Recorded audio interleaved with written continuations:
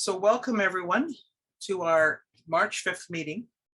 Welcome to those from further afield and to our special guest speaker who is attending today, who I will announce shortly. There we go. So March 5th. This is how you can reach us. Our website is at halifax.rasc.ca. We have a YouTube channel as well, RASC Halifax.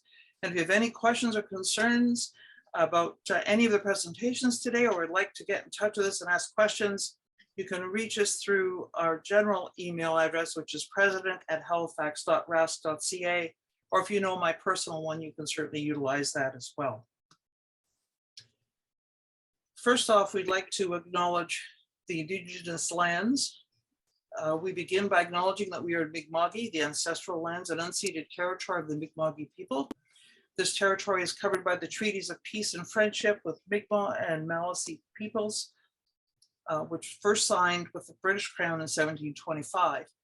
The treaties did not deal with surrender of lands and resources, but in fact recognized the Maliseet title and established the rules for what was to be an ongoing relationship between nations. We also want to welcome everyone. We do believe in and practice inclusivity and diversity. All are welcomed regardless of age, disability, gender reassignment, marriage and civil partnership, pregnancy and maternity, race, ethnic origin, color, nationality, national origin, religion or belief, or sex and sexual orientation. And we are also certainly opposed to all forms of unlawful and unfair discrimination. I'm sure that most people on this are members, but for those who will be viewing this in future and those who are not on this session or who are in the session but not members, there are certain benefits to being a RASC member.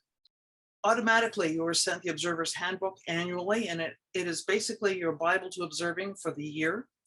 You get a copy of the Explore the Universe guide, and there's also a workbook associated with it that if you wish to purchase it, you may.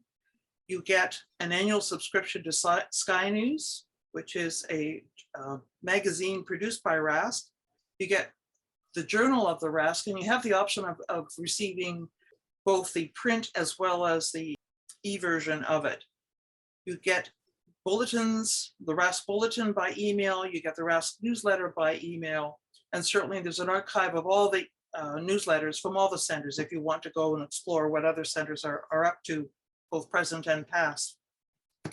You also have access to several things: our awards system, our observing programs, publications, discussion lists, auto insurance and home insurance deals, as well as liability insurance with respect to RASC events. For the Halifax Center, one of the benefits is that you can get Nova Notes. They are online for you to view, but you can also pay a little extra and get them sent to you hard copy. We have our own discussion list and announce list, and certainly our library, which for obvious reasons hasn't been used much in the past 2 years. But you also have access to our observatory, of the St. Croix Observatory. And the most important part of all of this membership is the incredible group of astronomers and mentors that you have access to. That is certainly one of the things that drew me to and continues to draw me to RASC, is the willingness of these people to share their knowledge, their expertise, and to show you how to when needed. So join us. Astronomical camaraderie awaits you. Our agenda for today. Well, we've gone through the welcome, but next up will be Paul Gray, who will do our photo montage. He does a collection of photos that have been collected over the past month. We have our special guest speakers, David Shuman from Montreal Center. We'll give a more formal introduction to in a few moments. But you will not only be hearing David this month, but you'll also have the luck of hearing him next month too, in part 2.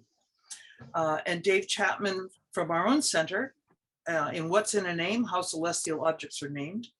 Paul Heath will give us his monthly installment of Food for the Soul. David Hoskin, our observing chair, will do the What's Up in the March Skies, and then I'll end it all with news from the board. At which point the formal part of the meeting is concluded and recording will in fact be stopped. And then members and guests are invited to join us for our Astro Chat, which we allow for up to an hour. So You can say what you want to during the Astro Chat. It's not recorded. We can't hold you to it. So in any case, I will stop sharing and we can pass it off now to Paul Gray to do his astroimaging, if you would, Paul.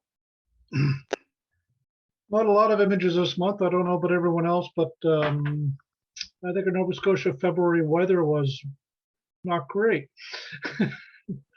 We have a few of us that got out and observed the moon, and a few of us got out and did a couple other things, but there really wasn't a lot of astronomy happening as far as observing and imaging goes, from what I can tell on the email list. And that's where most of these pictures come from. But I know of tracking weather to do with snow removal for the county I work for. February was our snowiest, wettest February in 6 years. So got to take advantage of the skies when we get them. And I think this month it turns out most of us took advantage of the moon. Just as a note, Paul, the Weather Channel noted the fact that between December to February, we had half the amount of normal snow and twice the amount of rain. For Halifax. For Nova Scotia, for the Maritimes. Well, yeah, but it's probably generalized for one location. Yeah. Can you see out that window behind my head? Keep it, James. Top to bottom in snow. Dave Hoskins has some excellent lunar images this month, though. Yes. Yeah, he did some great work. I think Dave's online, but he did some great work. I was out with trying the moon as well. And I have a couple in here, but they're not nearly as good as Dave. I have to meet with him someday when things are better, and maybe at Nova East if we ever get back there and go over stuff and see what I can learn from Dave as far as processing goes. Hey, James, we had a lovely dry snow here on Thursday, I guess it was. Like 25 centimeters of your kind of snow that isn't wet. Oh, yeah. Easy to shovel. And beautiful for cross-country skiing in. Yeah.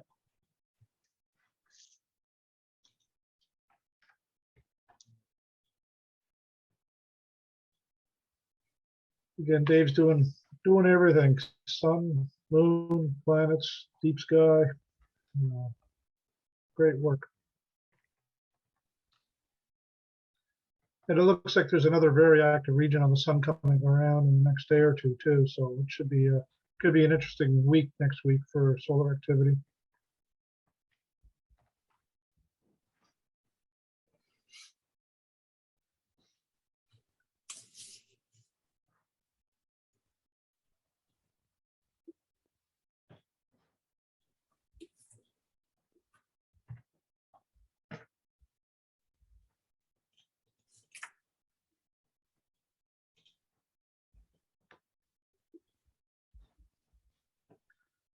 That's probably one of my favorite shots that I've ever shot of the Southern Highlands. And I was out a few days after Dave Hoskins, and I thought I had a good image, and then I saw Dave's, and yeah, this is amazing. That's really, really nice.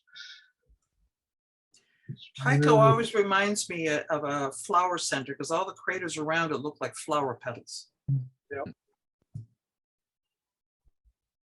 Yeah, I think that's the photo of the one. Dave Hoskins, Southern Highlands. Anyway, that's it for this month. Thanks so much for that, Paul. So that after Paul's photo montage, we have David Shuman from Montreal Center. And I have had the honor of hearing David speak at Montreal Center talks in the past. And he's a longstanding member and board member of the RASC Montreal, I almost said Halifax Center, David. Montreal Center. He's a graphic designer by trade and avid amateur astronomer and photographer. He's had many experiences from NASA press credentials photographing the space shuttle in 1994 to visiting the Keck, Gemini, and Subaru telescopes in 2001. And his fascination with spaceflight allowed him to witness several unmanned launches from the Kennedy Space Center in Florida to extensive knowledge of spaceflight and launch vehicles. He's the co-creator of the Eclipse mini documentary Shadow Chasers, the Great American Total Solar Eclipse in 2017 that was shown at the 2019 AGM. And he's done numerous public talks and 3D presentations at NEAF and in California. His presentation today is entitled The New Space Race, a look at the current launch vehicles in human spaceflight. And as I said earlier, this is part 1. So welcome, David, and I will let you take it from here. Hi, I'm honored to be a guest a speaker today, and I'm more than happy to share my passion not only with astronomy, but things that get into space as well, and notably rockets and space flight. Just to say that from a young age, I was always fascinated with everything to do with space.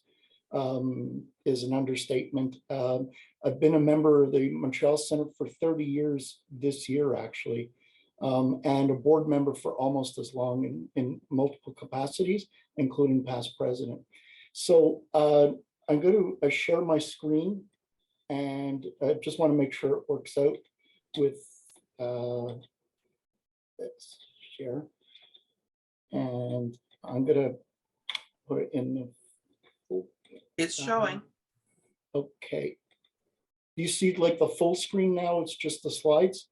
Yes, it's full screen with you to the right. Okay. So yeah, I'm going to talk about the new space race. Whether we think about it or not, unlike the 60s where there was a space race obviously between the old Soviet Union and the United States for supremacy of world superpower and that kind of thing. Now we're in a new space race, and some of it is political, but a lot of it's commercial. And this is where it's a little different this time. And although it's not as much in the public forefront like it was in the 1960s and early 70s, there is a real space race going on. And this time, in many cases, it's multi-billionaires that are the ones that are competing against each other.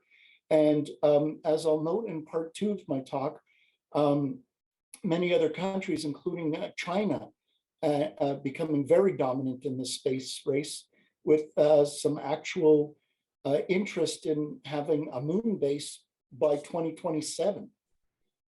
Wow, that's crazy. Like they're actually working on this stuff right now. So I'm going to cover that in detail, plus what's going on in Europe with their space program, India, and Russia, and many other countries, Japan too, and United Arab Emirates, and even in England now, there's many new companies in Germany and England that are trying to get into the space industry. But this talk, I'm going to concentrate on USA and what's going on, because there's many companies, traditional companies and new companies you might have not heard of before. Before I do, I'd like to share with you a couple of photos and images that I've taken when I had the blessing to visit the Kennedy Space Center quite often. My family had a home in Miami, and we were taxpayers, so we had privileges to get certain things to go visit the Kennedy Space Center. But eventually, with my photography, I was able to get media credentials, and I just want to share with you quickly what that looks like. So here's a map of the Kennedy Space Center and the visitors complex. If you ever had a chance to go there, you know what it's like. If you don't, and when travel is allowed to come back, I highly recommend it. There's a good chance you'll even see a rocket launch. They go almost several times a week now from the Kennedy Space Center. There's some kind of launch. These are my photos. This is the Columbia, the late Columbia. On the right top is actually the Columbia that had returned from space just a few hours early. And when I took one of the early morning tours to the Saturn V complex, I heard on the loudspeaker that they were towing the space shuttle from the runway back to the OPF, or Orbital Processing Facility, which you see on the way here. And with my bad luck, they had to tow the shuttle in front of my tour bus. So the tour bus had to stop to let the Columbia pass in front of us. Oh, well, what can you do? Traffic. So yes, I took these gorgeous, high-res photo, yes, on something called film back in the 1990s. We didn't have digital at the time. And you'll see also the Shuttle Columbia on an earlier mission in 1992 on a stack, where I actually got to see the engines light up, but only 2. So it was the only 3 times in NASA's history where a shuttle was aborted, and I was heartbroken. You can see, I don't know if my mouse points this, but you could see the Columbia had extra tiling on its tail. It's the only shuttle that had this at the time. In 1994, for STS-65, I was given media credentials. I couldn't attend the launch, but I was there for the landing. It was delayed for 1 day due to thunderstorms, but at 6:30 in the morning on July 23rd, I believe it was, the shuttle Columbia, I guess I have luck with the Columbia, landed, and these are my images. I actually sent a couple to the Kennedy Space Center, and they actually put one in the press dome on the wall hanging. So I was really honored to hear about that. And this is what a press credential looked like. I had to apply through the Foreign Affairs Office in the State Department in Washington by fax at the time. There was no email. So moving on to the main subject, United States space race. And we know about NASA, and NASA traditionally contracted out rockets to be built, but they're essentially the ones that were doing the building, like the design and managing the projects, like the Gemini, the Apollo program, Mercury.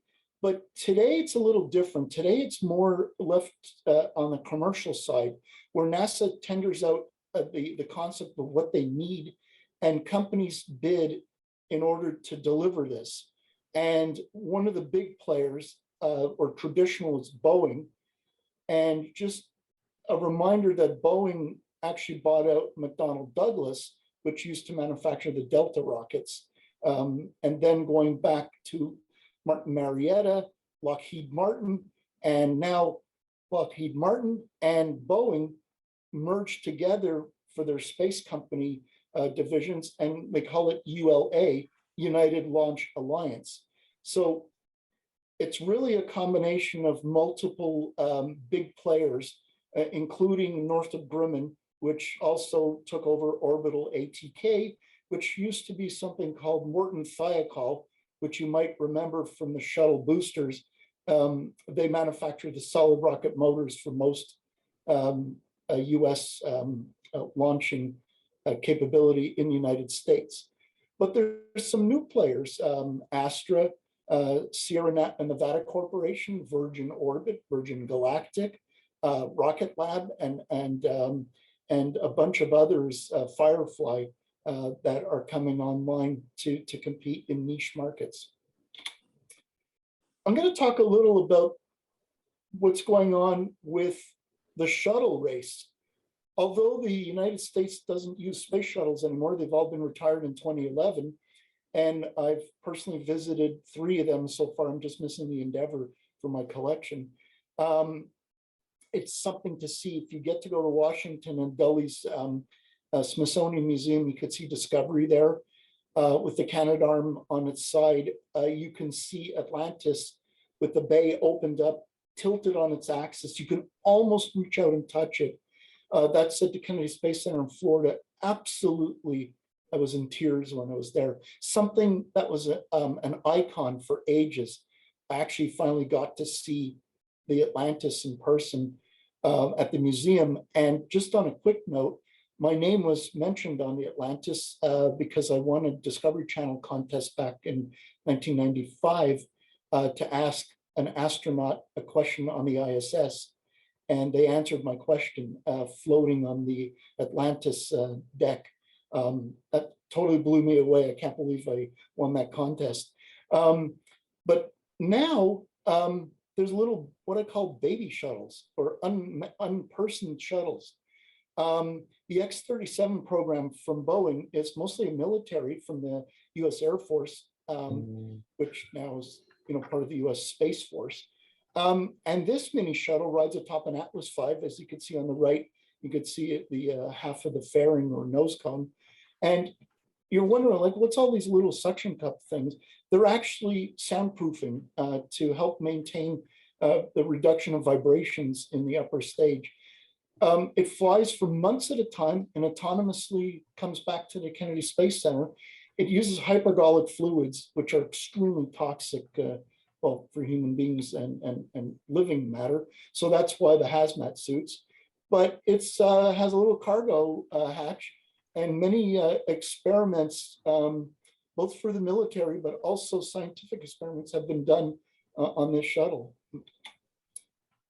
I'll talk about this in my talk in the future, but India, not to be outdone, they also have a little baby shuttle program, which is actually becoming quite successful.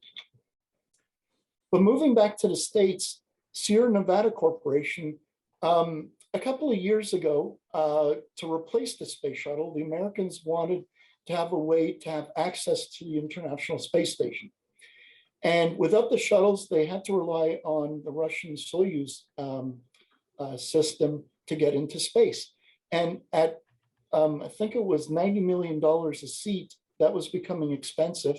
And not to mention that as a powerful country in the space, having your own components on the space station, you'd always want to have access to space on your own. So NASA created the Commercial Crew Program, and this was a race between competition put out there for different companies to come out with ideas. So SNC came out with the Dream Chaser, which is a baby shuttle taxi, like I like to say, and that can hold, if I'm not mistaken, 4 crew members at a time, plus cargo, and the ability to boost the ISS. We'll talk about that a little later. That's becoming very serious right now.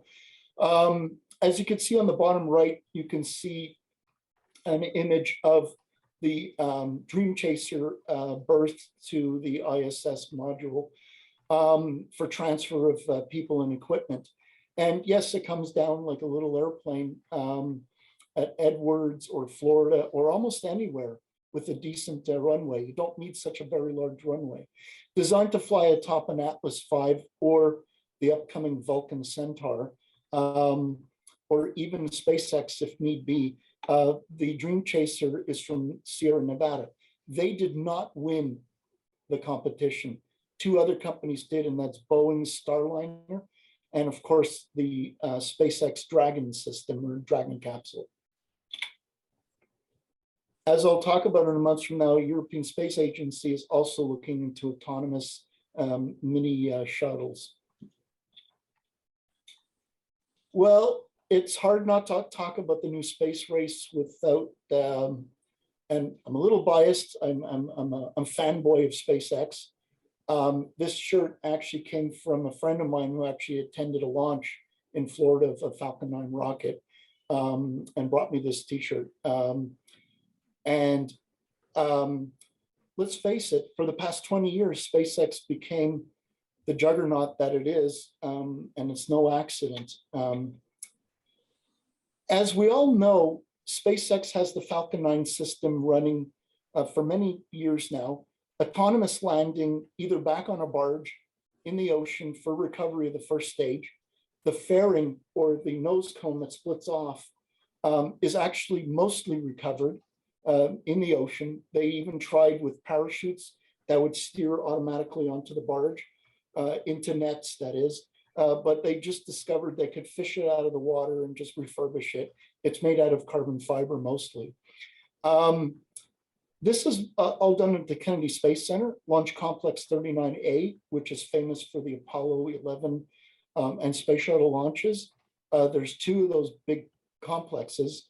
SpaceX has a long-term loan for Complex 39A, and they've remodeled the tower that used to be for the shuttle for their Falcon Heavy and Falcon 9 launches. All crewed launches for the Falcon Dragon program take off from 39A right now. But there's something that Elon wants to do. He wants to go to Mars. Everybody knows this. He's obsessed about starting a colony on Mars in his lifetime.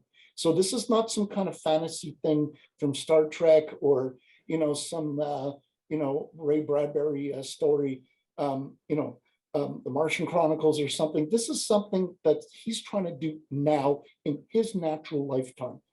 And that's the main goal of his company. And he's funneling a lot of personal income into this on top of that.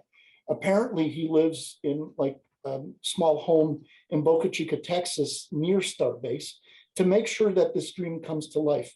And what I'm showing you here is an aerial photo, thanks to RGV aerial photos. These are not my photos. I just want to give credit to the people I took them from the internet, because obviously I can't fly a plane over Texas. But I want to show you that in Boca Chica, which is right at the Mexican border near the Rio Grande River, there's a patch of land next to a public road, the Highway 4, which runs on the side of the beach. The beach side is public, but the land is now part of SpaceX. And he wanted to develop an entire manufacturing facility for his new project called Starship. So if you guys don't know what Starship is, it's his next version of what would replace the Falcon 9. And in his mind, he stopped developing the Falcon 9, which is a Block 5 right now. So there's been 5 variants of the Falcon 9. He's putting all of his energy into Starship. What is Starship? Starship is a 100% completely reusable liquid methane powered rocket that would take people not only into near Earth, into orbit, Earth orbit, to space stations, but to the moon, Mars, and this is his words, beyond. In other words, to Jupiter's moons, for example, at 100 to 120 metric tons of capacity, this rocket can theoretically carry 1,000 people at a time, or a few dozen people to the moon or Mars. And this rocket is enormous. It has twice the thrust of a Saturn V at 14 million pounds of thrust, 32 engines on this beast. It's just insane. So what you see here is a concept art from a few years ago. Let me show you what we have today. More concept art of what's going to happen with the booster and the upper stage, known simply as Starship, and the booster is known simply as Starship Super Heavy. The two together are known as the Starship. Here's Starship re-entry back to, well, actually entering into Mars. But for now, they're just happy to get back to Earth. A quick diagram of the liquid methane tank and the liquid oxygen tank, and a cavernous area here for cargo. A couple of photos from a year or two ago of the beginnings of manufacturing. And now these are still prototypes, serial numbers. He calls them serial numbers. Serial number 1, 2, 3. Every time there's a major iteration, he makes the serial number jump ahead. So right now we're currently on serial number 24 is being assembled, and booster number 5 is being assembled as well. Here's another artist concept of what the upper stage looks like coming back, well, back to land. Here's real photos from a year ago of a couple of flights that they did just with Starship, not the booster. The booster didn't exist. He flew these to a couple of kilometers high, I believe up to 50,000 feet, or I think it was 10 kilometers, and to test out the aero flaps and to see how they could stabilize the Starship to actually land back right side up, just like in the science fiction movies of the 50s and 60s. If you've ever seen the James Bond movie, You Only Live Twice, you know what I'm talking about, where it opens up with a cargo, well, in this case, to steal another rocket, but it actually landed, okay, in the volcano. Elon doesn't have a volcano layer, not yet at least. But it does land, just like in that movie, either on its legs or on its butt end. And there were several incidences. Many of them exploded. They landed too hard. One of them, number 15, did actually land. And there was a small fire that was put out, but it worked. And after that, Elon said, enough with this. He's moving forward with the booster because he wants an orbital flight and a test of this by the end of this year, 2022. So here's some more close-up pictures of a couple of flights. You could see the 3 Raptor engines, that's what they're called, Raptor number 1. They used 3 of them for these test flights. And there were still some headaches and issues. When they were shut off one by one, they would still have flames emanating from them. Fast tracking after that, and this would have been almost a year ago, the Serial 15 test, Elon went full speed ahead on building a launch facility for this mega rocket, and he needed a tank farm. And instead of trucking in the methane and liquid nitrogen used to keep the rocket for testing and pressurized, he decided to make a mega tank farm. And the same kind of process that makes the rings, these stainless steel rings for making the rocket, he made them for these tanks, which are 12 meters in diameter, by the way. Here's the actual boosters, not the boosters, I'm sorry, the Starships in construction. They're made out of these ring sections made out of stainless steel, robotically welded. It started looking off like a rough tin can at the beginning, but now it's become so smooth that it almost looks monolithic. It's pretty incredible.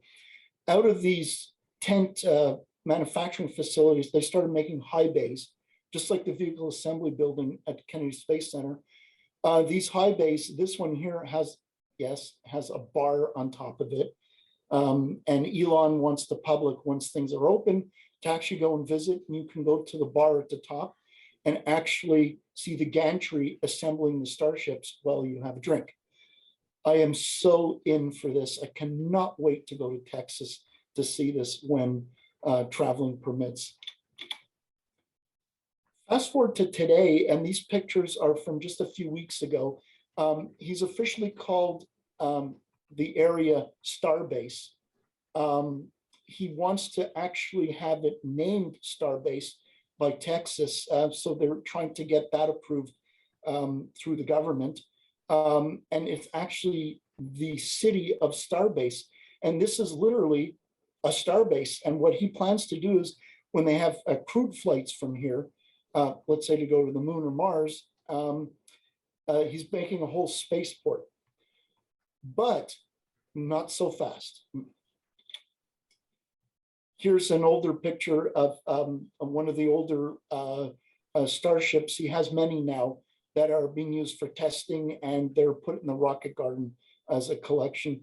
He's mostly scrapped some of the older ones and prototypes that just never flew, because by the time they finished making the prototype, a new variant came out and it wasn't even worth it to launch. So I told you about Starship and the orbital launch pad. So he constructed this new launch pad and a giant tower. This tower is as big as the Saturn V famous red tower that you saw in the 1960s and 70s. This is called Mechazilla by the enthusiast community. And what the heck is this? It's a launch tower with robotic arms. And you remember earlier I told you that the Starship well, some of the legs didn't work and it kind of exploded when it came down. He said, forget all that. I'm going to catch these things in midair as they come down and let the tower set the rocket back down on its pad and fly within an hour turnaround of refueling. He wants 3 flights a day. So think his philosophy is if you flew, let's say from Montreal to Halifax, you wouldn't throw the plane in the garbage and get onto a new plane. It would cost millions of dollars for someone to fly. And it's in his mind, this is absolutely, totally insane that we've been doing this for 60 years now. That's why he said the only way this is going to work, where it can be affordable for the common person to go from point to point on Earth, and that's also his intention, to fly, let's say, from New York to Singapore in 45 minutes ballistically. No toilets, no comfort, no peanuts, no food. You get on, 1,000 people get across the world in 45 minutes at these spaceports that he's going to build on floating platforms. He's already building 2, by the way, Phobos and Deimos, with old oil platforms that he's converting. He wants this to be like a daily thing that we don't even think about. However, there's something called the FAA and the environmental situation. Because Boca Chica is a wildlife sanctuary, you can imagine building the world's largest rocket and being twice as powerful as a Saturn V would shatter windows on launch, would be quite the mess if there were ever, God forbid, an accident, an explosion. Especially with a newer rocket, this could happen. And in one of the air bursts that happened about a year ago, in a fog actually, bits and pieces rained down for a kilometer radius around this area. So there has been a delay. They are ready. SpaceX is now ready. As you can see on the right, the rocket is ready for its first flight into orbit around the world. But the FAA has still not given clearance. They applied for 5 of these test launches. And there's other urgency is because NASA is heavily relying, because Elon's Starship won the contest to bring human beings back to the surface of the moon for Artemis 3, which is scheduled for a couple of years from now. So it's not just a race for him commercially to put Starlink satellites, yes, those satellites. He can put 600 at a time with this rocket. He finds that only putting 60 at a time with Falcon is becoming very expensive and ridiculous. So he wants this to happen, but as usual, there is government red tape. And right now there's an environmental impact study. It's been delayed 3 months, time and time again. We'll know at the end of this month. If there's an environmental impact study that has to be continued, it could delay this program for several years, if not indefinitely. Plan B is to move to the Kennedy Space Center. He's already building a twin of this tower at Complex 39A next to the famous shuttle pad. He is doing that right now, actually. I've been watching this construction for 2 years. I've watched these videos on YouTube, and they poured the 6 pillars of the foundation for this were buried hundreds of meters below grade, and it took months just for the concrete to dry. People are wondering about a water suppression system for 33 engines. We'll see. We don't know. There's no flame trench. Here's a very close-up of tiles. Yes, even this ship needs those famous heat shield tiles, and they're made at a place called the Bakery on site.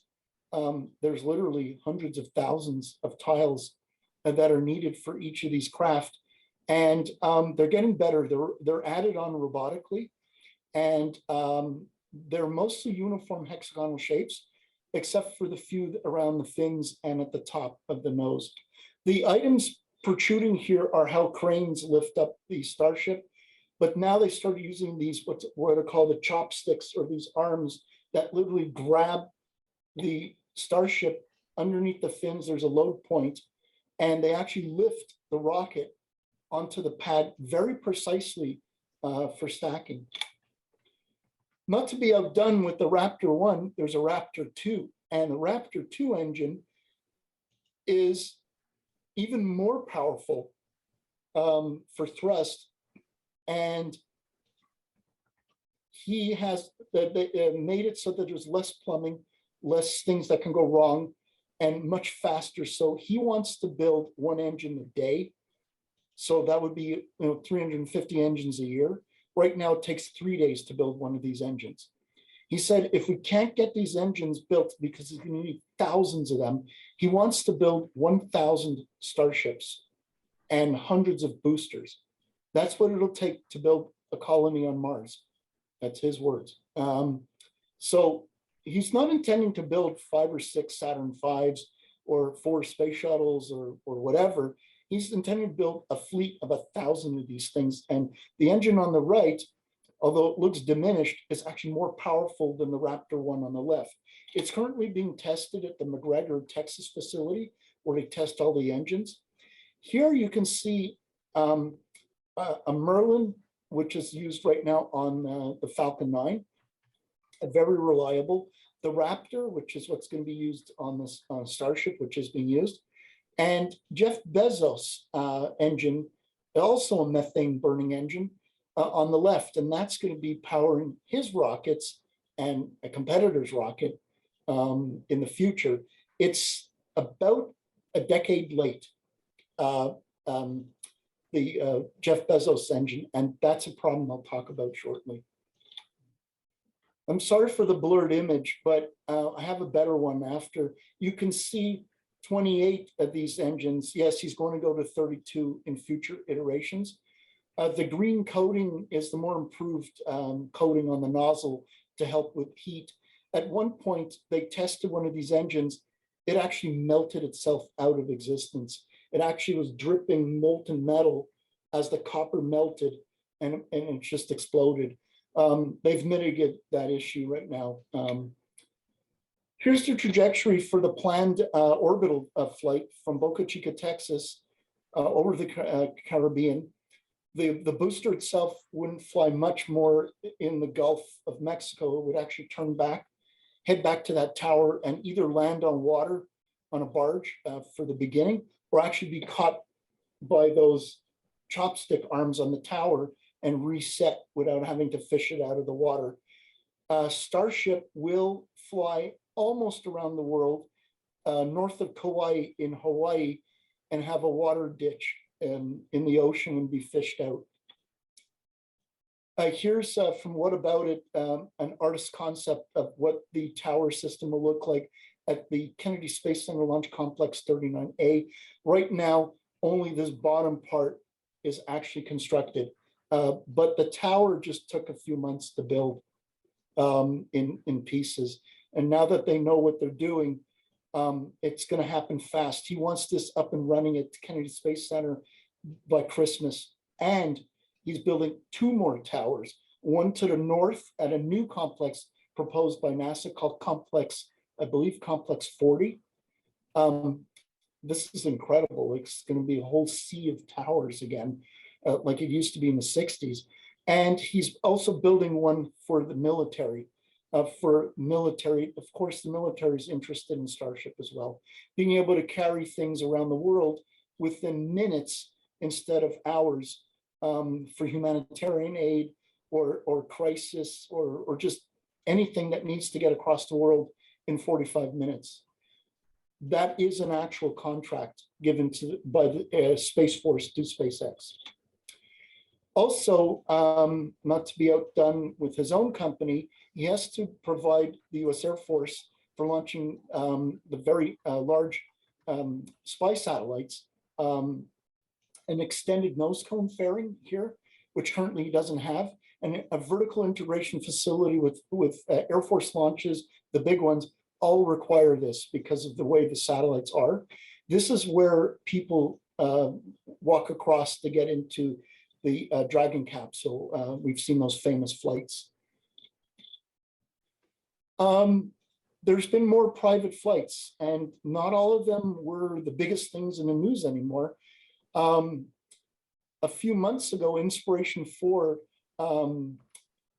was a flight to actually raise money, hundreds of millions actually, for St. Jude's in Tennessee, by a multi-billionaire, Jared Isaacman, as seen here, this gentleman here, the third guy. And he actually brought up average people, a nurse, I believe other people like a teacher, and they spent a couple of days in orbit with a converted Dragon capsule with a cupola or like a dome, and all kinds of experiments were done. There's 3 more of these missions. The next one will be shortly, and it'll feature the highest flight in the Van Allen belt, much higher than the ISS, that people will go with Jared Isaacman as the flight director, although most of this is automated anyways. These are the same capsules that supply the ISS with people and cargo in the trunk, but the Dragon cannot boost the ISS, contrary to popular belief. And there's technical and mechanical reasons for that. The thrusters, the Draco thrusters here, used also for a safety escape in case of an accident on the pad, are canted sideways. So it would be very difficult to use this right now without heavy modifications for an ISS boost. The third mission for inspiration will be on Starship, an actual Starship flight that's already booked. So not only is that rocket being tested, and it's not human rated yet, or even cargo rated yet, they actually have commercial contracts already, including a Japanese multi-billionaire that wants to bring 8 artists around the moon in a couple of years from now, a Dear Moon project. Now, not to be outdone by Elon Musk, there's another super billionaire out there. And when we're talking about billionaires, we're talking about almost trillionaire. Jeff Bezos, famously the creator of Amazon, and of course, Elon Musk made his big money with PayPal and that kind of thing before starting SpaceX, Neuralink, and Tesla, of course. Amazon has helped Jeff Bezos start his company 2 years earlier than SpaceX, by the way, in I believe 2000, and it's called Blue Origin. And Blue Origin's concentrating on low Earth orbit. They're not really trying to go to the moon or Mars. Their mission is to bring manufacturing off of the Earth and into low Earth orbit. And I know it sounds crazy, but the idea is to be able to manufacture things that only microgravity can make happen in a better way. Better crystals, better computer circuits, 3D printing human organs, and growing things that would be difficult in gravity, but also space tourism. And although Elon wants those flights to Mars to colonize, he's not as obsessed, let's say, by space tourism as per Jeff Bezos. So Jeff Bezos created, named after, of course, the pioneering astronauts, the New Glenn rocket, the New Shepard rocket. So the New Shepard rocket is a single rocket that goes up, releases a capsule that holds 6 people at a time, one very famous one that we found out a few months ago, and has been successfully flying now for a few times. They had about 14 flights with dummies and other testing articles from NASA before they allowed people to fly last summer and the last few months. And now they're booked up. They have so many bookings. This comes down with its landing legs, and the capsule comes down with a parachute. Here's before a flight, one of the Blue Origin New Shepard rocket. It's a single engine. It burns hydrogen and liquid oxygen. It does look strange. No, that's not dirt on the side of it. That's actually that feather logo that they have. Here's the gantry to get into it. Yeah, one of our own Canadians, Montrealer, as a matter of fact. And yeah, I'll say that my aunt used to be neighbors with Mr. William Shatner, Captain Kirk himself, and others, famous people actually, but not as famous as William Shatner, went up a few months ago successfully. And of course, this helped promote space tourism. Now, although this is still for the super wealthy, Virgin Galactic, which I'll talk about in a second, is able to bring people up for $250,000. Now that still sounds out of most of our reach, but if things get better, who knows? Maybe for 10,000 in the future, we'll be able to save up. Instead of going on a cruise, we can go into orbit for about, 10, 15 minutes at a time, if you really want to. So here's what that landing looks like. The rocket after apogee, which is past the Kármán line, I believe that's 400,000 feet. And microgravity just for a minute or two.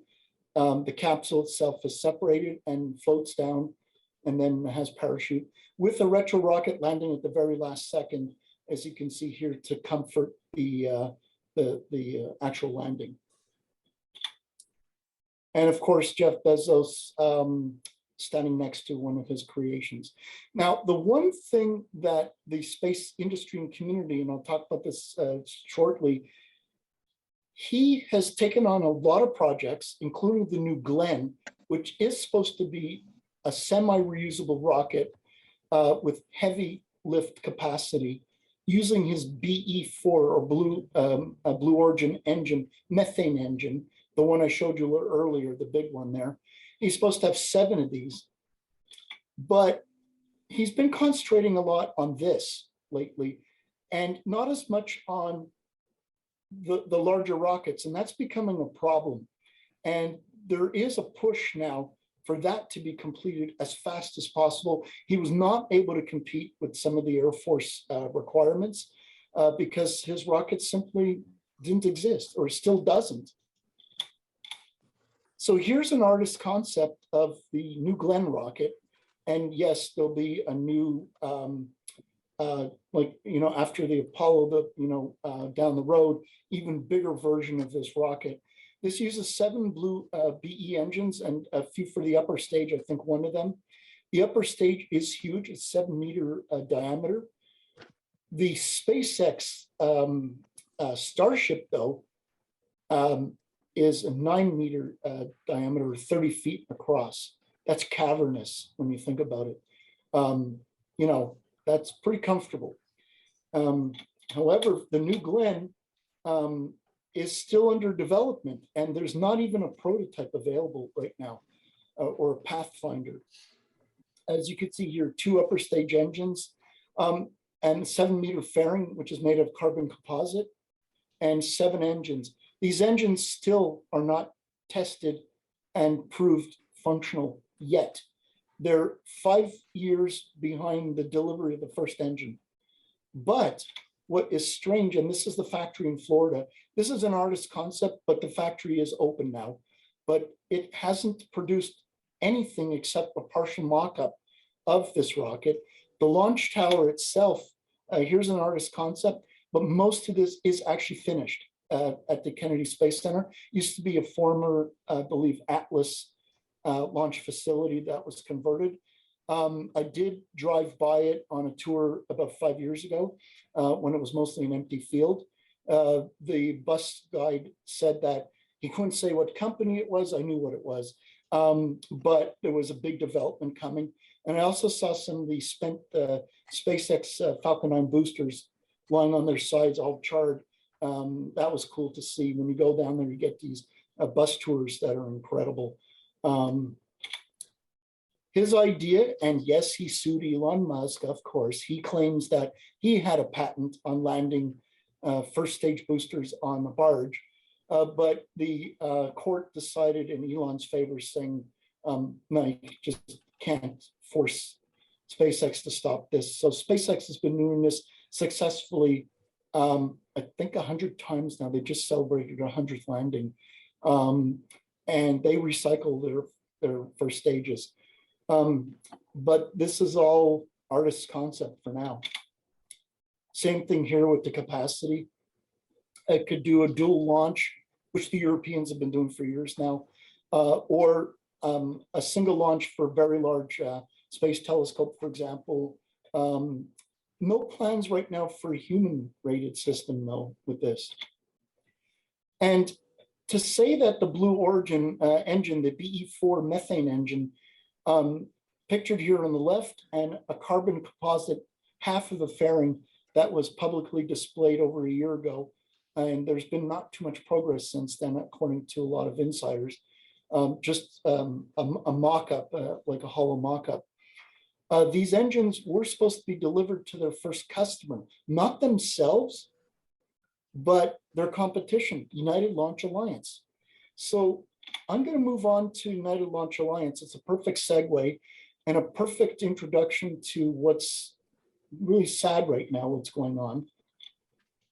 I'm going to talk about something I thought when I was setting this up for today's talk, I wouldn't be talking about because it wasn't an issue as much, is the elephant in the room. And the elephant in the room is the tragedy of the Russian invasion of Ukraine. Not only is this sad for the people and loss of life and what's going on, and in my, not to mix politics, but it's 2022. I thought we were over all this kind of stuff. But unfortunately, for the space industry, because there was so much after perestroika and openness with the former, former Soviet Union, in order for the United States to ensure that a lot of Russian scientists and equipment didn't go to, let's say, non-friendly countries, they openly asked NASA to come up with partnerships with Russia, Ukraine, for example, and many other nations. And one of these developments was the use of the RD-180 engine and the RD-181 engine, which are beautiful, perfect closed cycle engines for liquid kerosene or Kerolox. Really, really powerful engines, efficient, and they just simply, they don't fail. So at the time, the United Launch Alliance, which was then Boeing, Boeing had the Delta IV, and they had their own engines from Rocketdyne and their American companies. But the Atlas program started to use the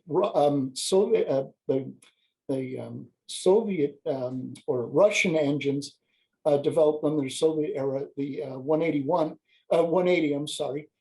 And they put on the Atlas III, the Atlas V, which is still currently being flown. And after the Crimea incident in 2014, the US mandated by law that any military launch from the United States using a US rocket must be a US rocket using US engines. So all of a sudden, one of the most powerful rockets ever, the Atlas V, which took up most of the NROL missions for the US, were done on an Atlas V using Russian engines. So here's a picture of an NROL, as a National Reconnaissance Office, and they're responsible for making sure those deep, dark spy satellites, essentially the MILSATs, those satellites that are so huge that they rival the size physically of the Hubble, and they're all folded up into this giant nose cone here. You could see here on the right those Russian engines. And the good news is that all of the engines were procured by Energomash and Dmitry Rogozin, who's been giving a lot of rhetoric lately about the ISS and bringing it down and all this. These engines are physically in the United States and at the facilities in I believe in Michoud, where the Atlas V, in Decatur, where the Atlas V is manufactured. So all the engines are secured, but any technical help or assistance from the manufacturer is now cut. As of a week ago, the ties were cut. But according to, there's 25 more Atlas flights. None of them will be for the military after this Christmas. This is the deadline. The thing is, the new rocket that United Launch Alliance created to replace the Atlas V and the Delta, there's 3 more flights of the Delta Heavy rocket. The Delta Heavy is that triple barrel orange with the insulation foam, that rocket that brought up the rocket mission Parker Solar Probe. There's only 3 of those left, and that's being retired after decades of service. The Delta series was one of the hundreds of those rockets put up the GPS constellation. The Atlas V will be retired after 25 flights. To replace this, which should have flown months ago, would have been the Vulcan Centaur. And the Vulcan Centaur is United Launch Alliance answer for the next generation rocket. And their idea is that because it's so inexpensive to use this, most of the body of the rocket, the first stage, will be expended or burnt up in the atmosphere. The upper stage will be using something called ACES, or advanced. Instead of the Centaur, they're building a more advanced system that can stay into space for years at a time, reignite on command, and be used as a space tug. So it won't come back to the Earth. It'll actually be used to bring satellites to other destinations and locations as a service tug. A human rated to bring people in the Dream Chaser, as you can see pictured here. So Sierra Nevada has an actual contract to fly an uncrewed cargo version to the ISS as a demo flight this coming year on the Dream Chaser. They're also supposed to go to the moon at the end of the year with the Peregrine lander, which is the first series in Artemis exploration CLEPS. That's what it's called by NASA, to take samples of the moon to prepare for human landing on the moon. Here you can see solid rocket motors manufactured by Northrop Grumman, of course. These are Castor motors. And the upper stages are using Aerojet Rocketdyne. Famously, they manufacture those space shuttle RS-25 engines, and also the F1 engines for the Saturn V. They're still around. There was going to be a merger with Lockheed Martin, and well, actually, I think they bought them out. A lot of mergers. So the thing with this is using different amounts of boosters give the power to this rocket. It's very large. It's also 5 meter fairing, but straight up. And as you can see here, this is being manufactured. So this is not a prototype. This is the real thing. It is at Kennedy Space Center now. The new, the boosters were tested a while ago. They're ready to go. These are stretch versions of the ones used on the Delta series rockets and current, the Atlas rockets, similar type. And here's the catch. On the right, those blue Origin BE-4 engines, the Vulcan Centaur first stage is supposed to use 2 of these engines on their rockets. So they were going to actually use these before Blue Origin puts them on the New Glenn, 7 of them, on their super rocket. So because of these crazy delays and manufacturing issues and testing issues, these 2 engines, which should have flown on a demonstrator flight in 2021, are still not even delivered to United Launch Alliance for integration. As you see here, these are just tests, not the real thing. They still don't have the engines. So that's making a whole cascade of delays and a whole big problem. So here's the cat and mouse issue. The Atlas V should have ended soon. It still uses the legacy rocket engines from Russia. It can't fly by law, by Congress law, after this Christmas. No national military flights can happen using that engine. So that's going to be coming to an end. But the Vulcan Centaur, which was fully American made, is not ready yet because Blue Origin and Jeff Bezos haven't finished delivering those engines to United Launch Alliance. So that's a problem. So then you say to yourself, okay, what do we do now? How do we help the ISS? By the way, here's a diagram of how they're going to recycle the engine pod and bring home those BE-4 engines using parachutes and a helicopter skyhook system. This will be in the near future. The Peregrine mission from Astrobotic, which is being delayed. It's supposed to be this Christmas, but it's still being delayed. And here's a comparison of volume. The famous Starship versus the Falcon Heavy with a stretch nose cone versus the New Glenn, which you saw that carbon fiber thing. The Vulcan Centaur and the extended Vulcan Centaur. Yeah, it's fun to say that there's a whale here and a human for a comparison. And also here an infographic about the Antares rocket from Northrop Grumman, which I'll talk about in a sec, which is a big problem right now. This is what supplies the ISS with the reboost, a future reboost. The Atlas V, the Vulcan Centaur replacing the Atlas and the Delta. SpaceX's current Falcon 9, which is a workhorse. It goes up every week, by the way, if not twice a week, from Kennedy Space Center in Vandenberg. Blue Origin's future New Glenn, which should have been flying years ago, which is still not even, there's not even an actual one assembled yet. Of course, the SOS, which I'll talk about at the end, which is supposed to fly now, this month, which has been delayed again. Some people are saying till midsummer because of a lot of issues with Boeing. And of course, Starship and Starship Booster, which is a megalith monster rocket, dwarfing everything. So Northrop Grumman, they have an Antares rocket. And this smaller rocket, which flies out of Wallops Island in Virginia, is the resupply system with Cygnus, which you can see here being packed into it. It's the cargo resupply ship.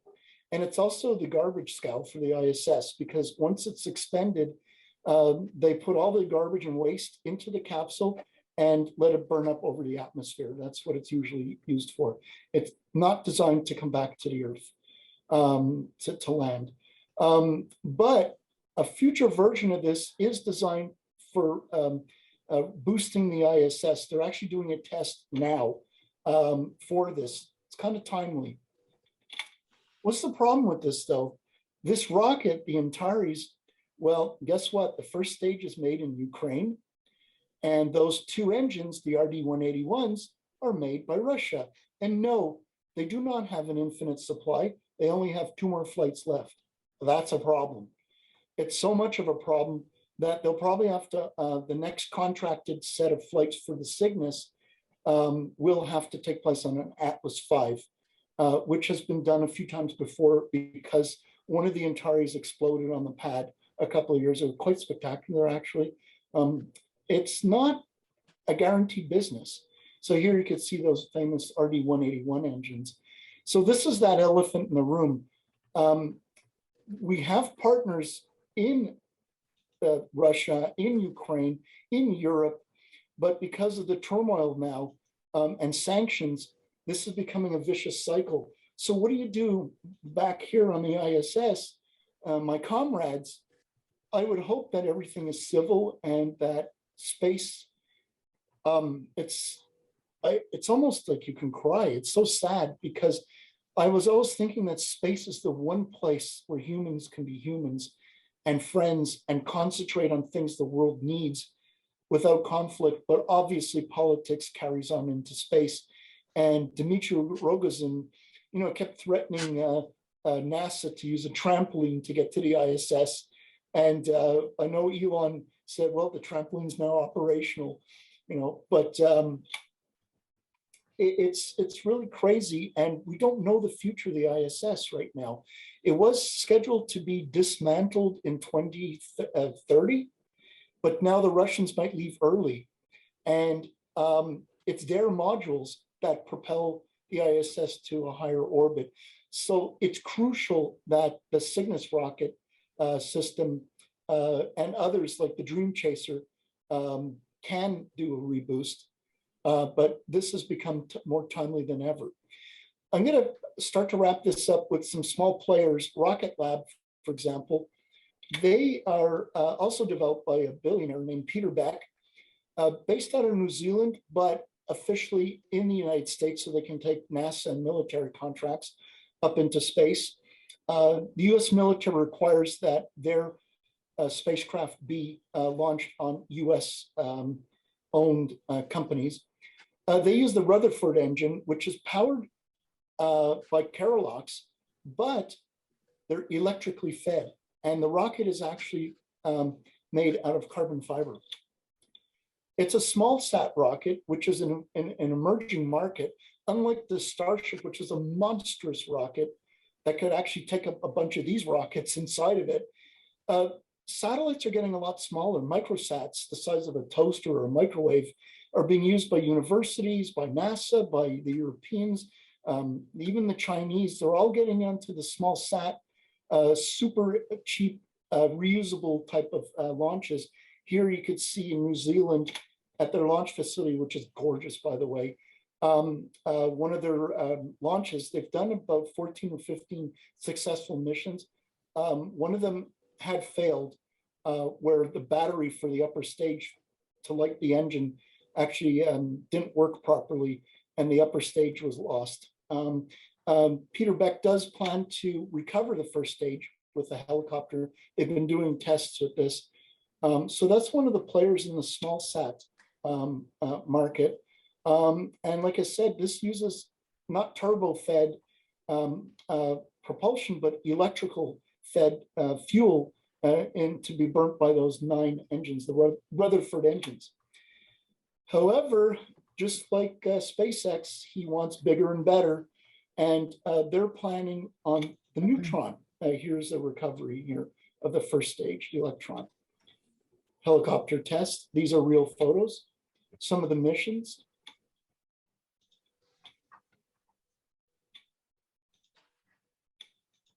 And a project for NASA. Here's the Neutron. And as you can see, compared to the Electron, the Neutron kind of looks familiar, like a Falcon 9. Peter Beck actually said if he was going to do reuse of rockets, he would quote unquote eat his hat.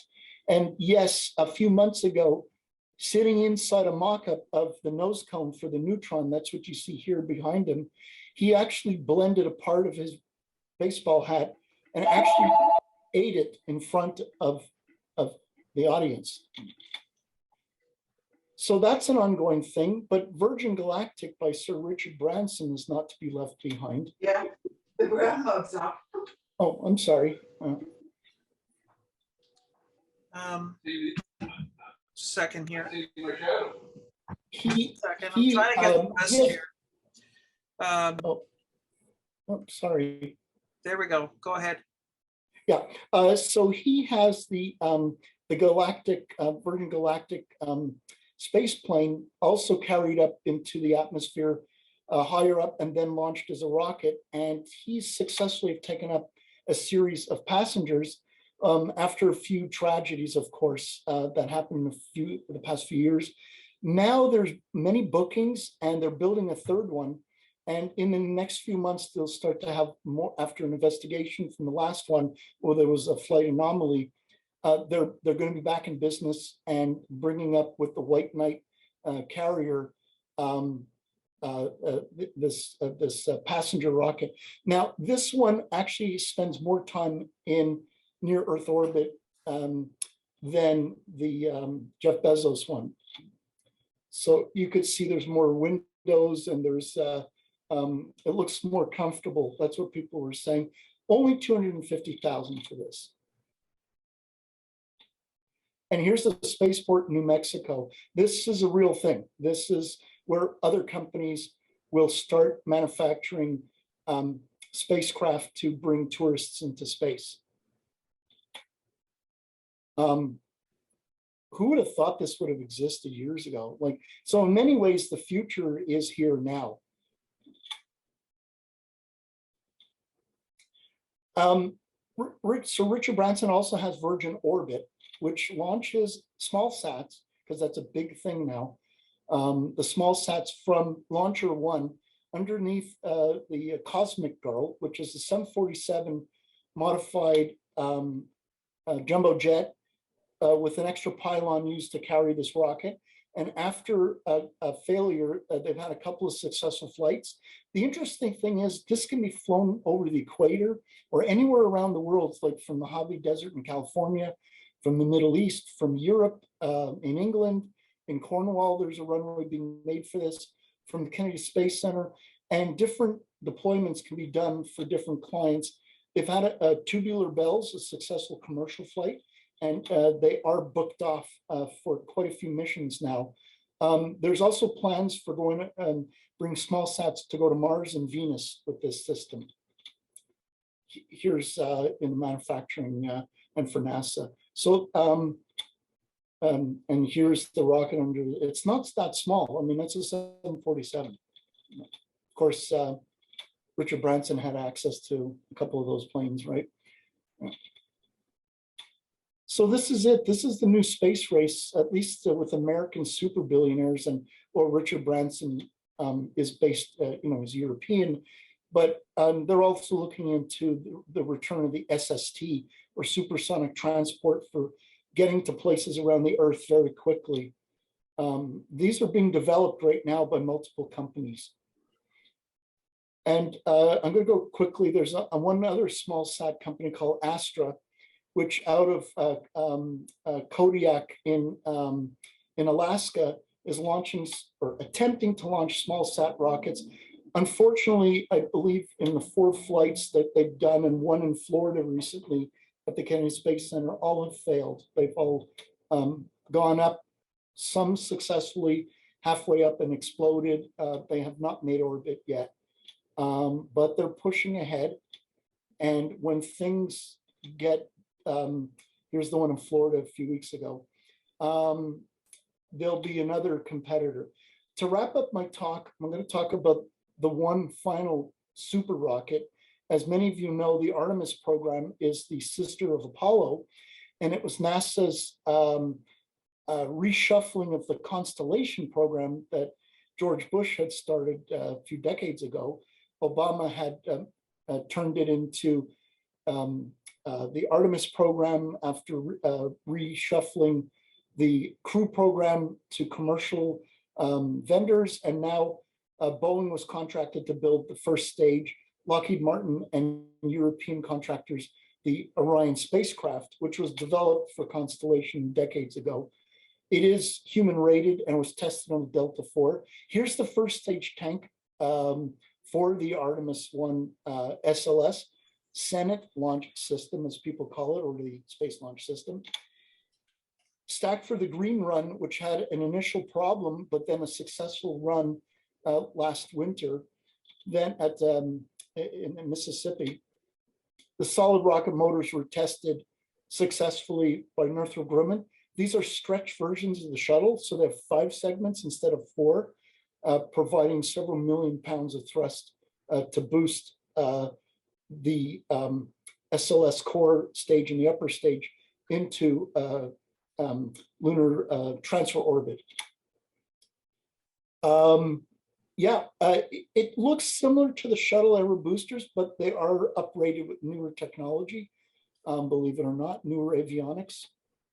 And famously, this is the Orion space capsule that can comfortably bring 4 people, even 7 people, a little uncomfortably, to the moon, to the ISS, and to the Gateway space station, which is going to be construction starting next year. But Artemis 1, which will be taking flight, would have been this month, is being delayed till the summertime now, April or the summer. They're having issues. They've stacked it completely at the vehicle assembly building, and it was going to be brought out for testing. A couple of quick space station things and I'm done. So the ISS is getting old, and after 30 years, it's going to be decommissioned and properly disassembled, but not before a company called Axiom. They're building their space in modules, and they want to use the ISS as a launching platform. And they are constructing this right now for launch on Falcon 9 rockets in the next year or 2. And they want to take it off of the ISS and become totally autonomous. A lot of space for research. And a few weeks ago, Jeff Bezos' company with Sierra Nevada Corporation announced orbital reef, and using the Dream Chaser and Boeing's Starliner, if it ever gets going, it hasn't successfully gone into the ISS yet. There's a lot of technical problems with valves and delays. The orbital reef will be a huge space station with inflatable module habitats, and they are planning to build this in the next few years. So these are a couple of video people. I'm a patron of the Angry Astronaut, actually, and I follow and watch these people on a religious basis, and they're absolutely amazing if you want to see anything about the new space race. So on behalf of the Montreal Center and myself, I'd like to thank you for sharing your time with me. That's it. Thanks so much, David. And that's a big, oh, wow. There's a lot going on. Your knowledge is quite expansive of the topic, subject matter. I have not received any questions so far, but I will open it to the floor in a moment. Sure. There was actually there is Yeah. there are Yeah. some comments about the Boca Chica flyway for some of the birds, but also Kim Hay has asked, any news on the Cape Breton spaceport or CANSO? Yeah, I understood that they were supposed to take the Zenit rocket as a launcher, and unfortunately, you know, that's made in Russia, and that's all on hold right now. So I'm not sure if it's the Cape Breton one. That was supposed to be for, I think, in the Maritimes. That was one of the ones, the Zenit rocket, which has been flying for years, that they were going to use, because obviously Canada doesn't have our own launcher. We have the Black Brant, which is a beautiful sounding rocket, but not powerful enough to launch cargo. Oh, thank you kindly. The question about Boca Chica, what was that question about the It birds? wasn't so much a question. It was one of our members who happens to also be a birder says, and she's in the States, she says it's a very critical place on the Central Flyway for bird migration, and a critical Yes. place for several endangered species of non-avian fauna. Yes. So That is one of the reasons why, after getting 18,000, the FAA opened up a commission, and they got over 18,000 people to reply about, yes, I want SpaceX to build Starbase. No, I don't want these rockets. It's going to disturb everything. Not only if they, I mean, there is the darker side of this. Not only if they displaced a lot of, thank you, a lot of, well, snowbirds that migrated to Boca Chica to live out, you know, retirement there. It's a retirement community. So SpaceX came in and literally bought out all those homes and used it for their employees. They sent up thank you, one of these mobile home farms. But some people were upset. Some people, like Boca Chica gal, and she actually embraced it, and in her retirement is vlogging nonstop, so much so that she's a big thing on YouTube right now and has like a whole following and is commercialized. So who would have thought that this person in her retirement would start taking a camcorder and taking drives around it, always being mindful not to trespass. But Elon Musk has been very open. He is so open, he's actually made Starship open source, because the Chinese said they're cloning it. They're making a clone of this, of course. And he says, by the time they finish theirs, I'll be done. I'm on to the next thing. I don't care. I want to go to Mars. I want humans, no matter what.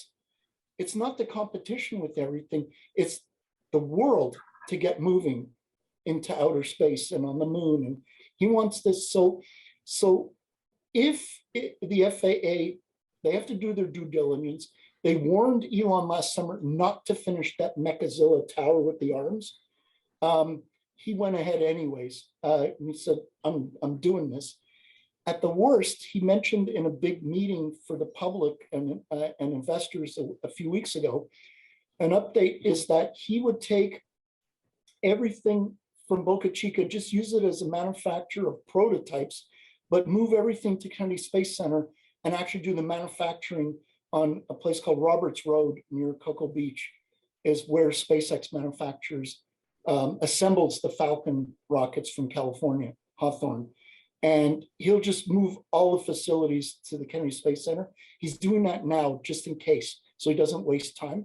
But Boca Chica would still remain a test bed for newer technologies, like the human landing system. They still have to make the inside of this stuff for people, spacesuits, to lower down the rovers and things. It's crazy. So yeah, this might be a big issue. Yeah, and Dave Lane just posted that Canso is using the Cyclone 4M, which is Ukrainian made. That's it. That's another very, well, it's a very odd way to get into space, but using centrifugal force, if I'm not mistaken. They were even thinking about using it on the moon, like a rail gun, a magnetic rail gun, to launch things off of the moon to get back to Earth.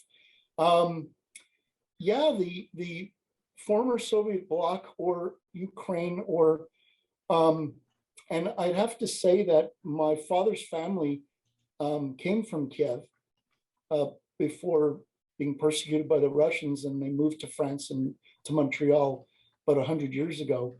So I do have roots in Kiev. Well, that elephant in the room, that's what it is. So everything to do with everything space, no matter whether it's even all Americanized, has a link to something, because space is not a one country thing. It has to be with the experts of Canada, with satellites and the robotic arm and different manufacturers. The Russians did make the most beautiful closed cycle engines that the Americans simply up until now could not make. You know, the Rocketdyne engines are good, but the Russian ones were very efficient. So yeah, this is going to affect a lot of stuff, but as a human tragedy too, of course. Yeah. Well, thanks so much for this, David. Very much appreciate it. And we're certainly going to look forward to next month as well, when we hear part 2 with the other agencies from across the world that are involved. I'm unfortunately, I'm going to have to go. I'm going to have to go because I have an obligation.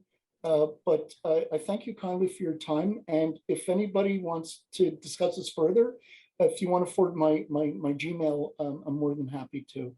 Okay. You know, David J. Shuman, SHUMAN @gmail.com. Great. Thanks so much, David. Okay, thank you. Thank you guys. And thanks for all of the feedback. Okay.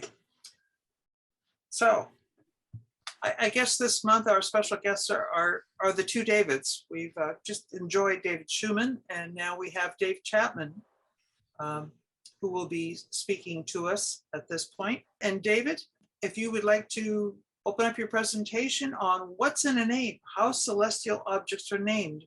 And this is the first time this presentation is being made, so we're quite excited about it. Well, thank you very much.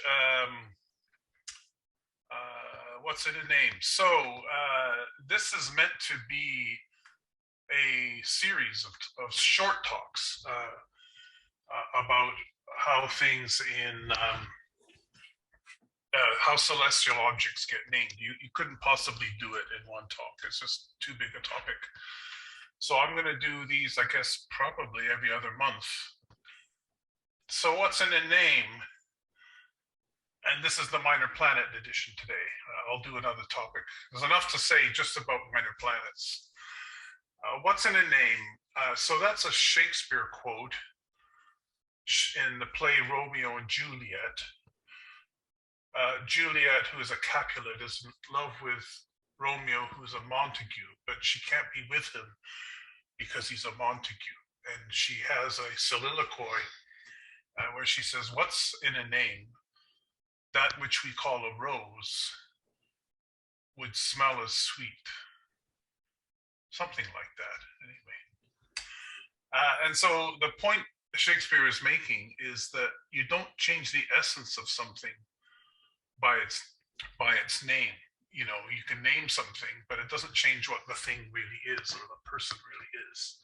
So that's something which you have to bear in mind throughout this whole series is we put names on things, but it doesn't change what they are. It's just what we call them. For some reason, humans like to name things, and that's what this is all about. So anybody could name anything, I guess, but the recognized international body that names things is the International Astronomical Union. And they're kind of like the UN of astronomers all around the world. They have delegates from all different countries. I guess there's country representatives, but individuals can join, and they decide all kinds of things. And so they decide, what's a planet, what to call planets, dwarf planets.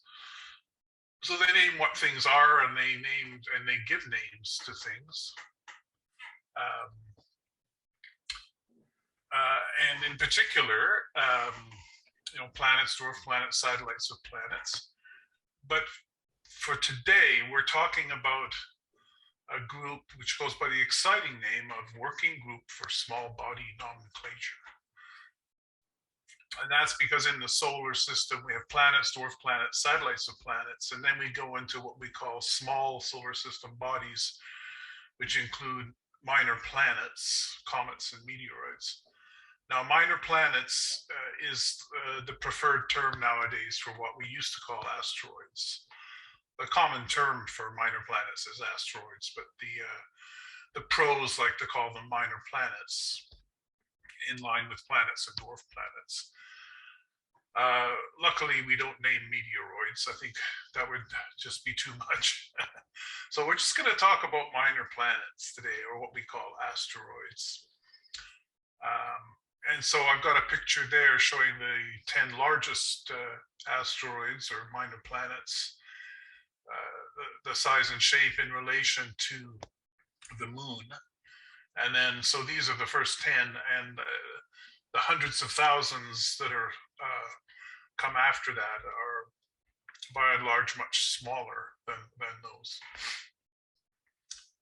Okay, so let's just move along. Oh, by the way, Judy didn't really introduce me. That I think everybody more or less knows who I am, but if you want to find out more about who I am, I have this thing called a link tree, and it links to all kinds of things, projects that I'm involved in, if you're interested in checking that out. Okay, so I'm going to introduce this idea. I'm going to tell the story of one minor planet. I was able to get a picture. By the way, you're all hearing me, are you? Yes. Okay, good, because I'm getting no feedback whatsoever. So good. So I got this really, it's not a very good picture. I apologize for the picture, but this is the story of one minor planet. It was discovered on August the 28th of 1986 at La Silla Observatory. Because I've been studying Spanish, I know what La Silla means the chair. And so that's up down in Chile, not far from where we went in the Atacama Desert a couple of years ago. And it was discovered by Henri de Boyne, who was a Belgian astronomer. He was very prolific. He discovered more than 700 minor planets. And if you discount all of the different, space watch programs and different robotic telescopes and whatnot that search for minor planets, if you just look at the individuals that discovered planets using telescopes and that, he is the 14th most prolific of the individual observers. And he himself has a minor planet named after him, 2359 de Boyne. Okay, so what is this minor planet? It has an orbit radius of 2.3 astronomical units. The Earth's orbit is 1 astronomical unit by definition. It has a fairly low eccentricity, 0.05, which means it's very round. Quite a few asteroids have very elliptically, very noticeably elliptical orbits. Its perihelion distance is only 2.2 astronomical units. Its period is 3.6 years, inclination of its orbit to the ecliptic 14 degrees, and its diameter is about 4.8 kilometers, which means it would fit very comfortably in Bedford Basin here in Halifax. So it's a fairly small asteroid. However, if it hit the Earth, I don't think it would matter where. I think it would ruin your day. So from that point of view, it's it's not an insignificant asteroid, but basically it's one of the typical, vanilla main belt asteroids. It stays within the orbits of Mars and Jupiter and doesn't really get out of hand, which I'm very happy about for reasons that'll become evident. So how do you name such a thing? So the first thing that happens is when you discover an asteroid, there's a few programs out there that look for asteroids, particularly near Earth objects and things that might be hazardous. But most of them are just discovered by accident by astronomers trying to do something else. They show up as a streak on your exposure, on your plate or whatever, your camera. So the first thing you do is you see if it could be something that's already known out there. So that's fairly easy to do. I'm not sure exactly how it's done, but you have to eliminate that it could be something already discovered. If it hasn't already been discovered, you need to verify that you need to make a second measurement, or somebody has to verify it. But the people that do these things, they give it a provisional name, and the provisional name is a formula. It's the year, and then two letters. So there's the letter 1 and letter 2, and sometimes, more often than not, a subscript digit at the end. So the year is the year of discovery. That's easy. The first letter of the satellite name is from the sequence A through Y. The letters I and Z are not used in this letter, so you end up with 24 letters. And so what you do is you divide up the year into half months. So for instance, A would be the first part of January, B is the second half of January, C is the first part of February, and so on until you get to Y, which would be the last part of December. So easy peasy. The next letter is assigned in sequence of discovery.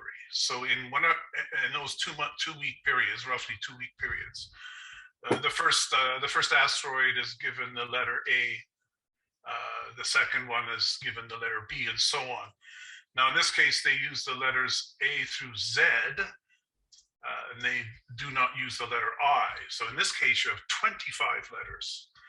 I guess it gives a round number. So the first 25 asteroids are given the year, and then the letter 1, which is what half month is discovered in, and then A, B, C to Z.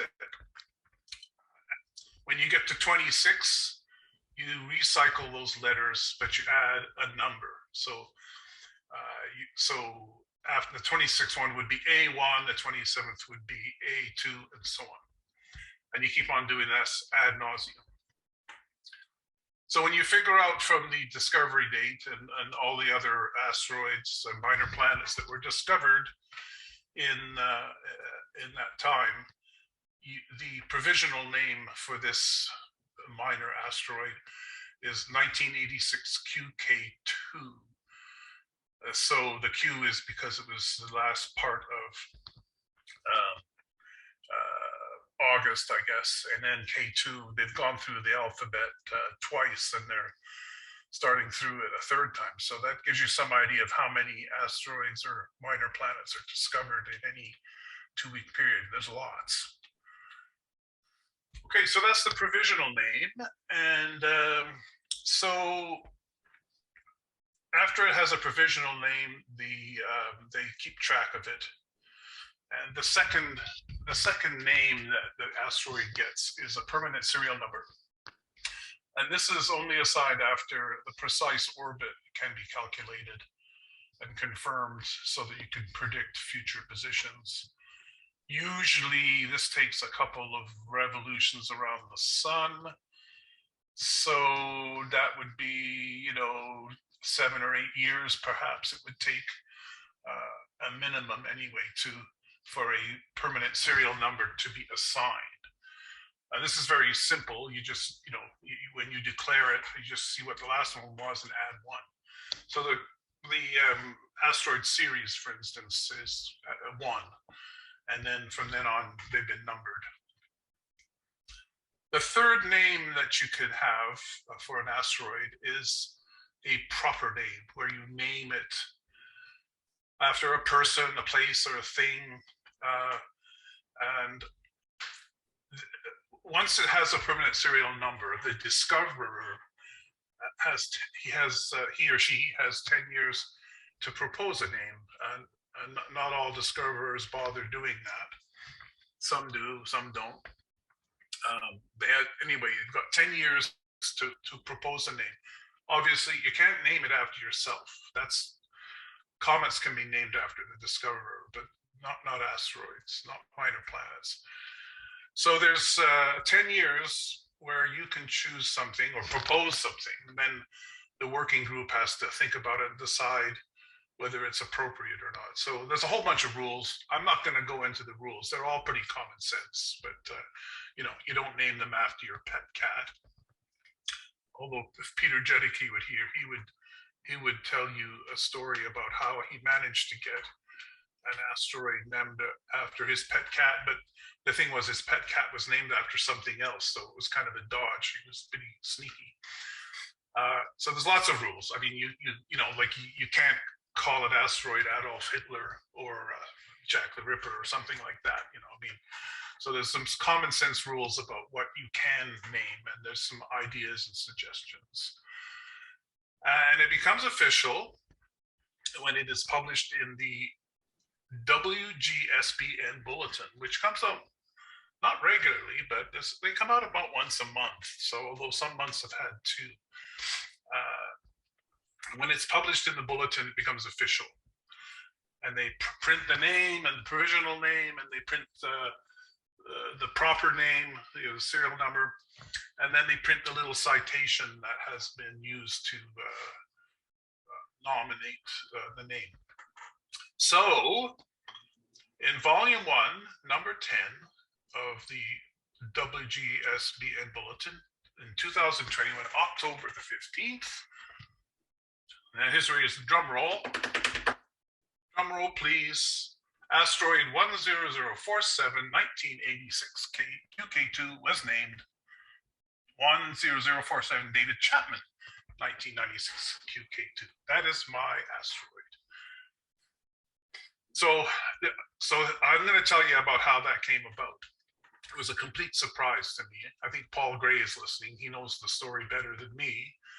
But about 3 or 4 years ago, several people of the RASC, led by Peter Jedicke, who is an ex-president of the RASC and so on, and distinguished fellow. He sort of led a group. The idea was that they would go to all of the centers of the RASC and ask them to propose a name for an asteroid. And I guess what they were typically thinking was to honor somebody or to highlight somebody in the group. Didn't have to be that. And so they collected together this collection of names, and they, as a group, they nominated them to the working group to consider. And it took a while to get through the system, but starting last September, in every bulletin, there were like 2 or 3 or maybe sometimes more. Every bulletin, there was like a few of these RASC related names that popped up. And the first one I noticed, actually, I think Kurt Mason's in the audience. I don't remember where I saw it, but I saw this notice somewhere that Kurt Mason had an asteroid named after him. And I said, well, that's good for him. That's fun. But I didn't think anything more about it. And it was about a month later, I got the call from Peter Jedicke and Paul Gray, who called me up after dinner one day, and they cold called me and told me that I had an asteroid. So since then, many other people have been honored in this way from the RASC. And I think that little round of announcements is over now. And Peter is thinking of what to do next. I gave him a suggestion. We'll see what he says. So just to sum up here, well, no, I've got to do this. So there are asteroids with Nova Scotian connections, and I'm not sure if this list is exhaustive. If anybody thinks that there's something missing, let me know. The ones in yellow are current living people in Nova Scotia. But the sublist of living persons, well, there's David Levy, who went to school here, and got James Edgar there because he's a member of our center, and he's had an asteroid for quite some time. So I put him in there because that's a Nova Scotian connection. And you'll recognize David Lane, Mary Lou Whitehorn, Dave Turner, Daniel Magis. Oh, he shouldn't have an asterisk. It should just be yellow. Bad editing. In addition to those, there's some historical figures. Simon Newcomb is one of them. Known, you know, well, everybody knows who. I think everyone knows who Simon Newcomb was, but he was born in Nova Scotia and ended up being the chief astronomer for the U.S. Navy down in Washington. Carlisle Beals is a famous, well-known Canadian astronomer, no longer living, who came from Nova Scotia. John Cabot is an explorer who one could say discovered Nova Scotia, although I guess that's a tricky thing to say these days.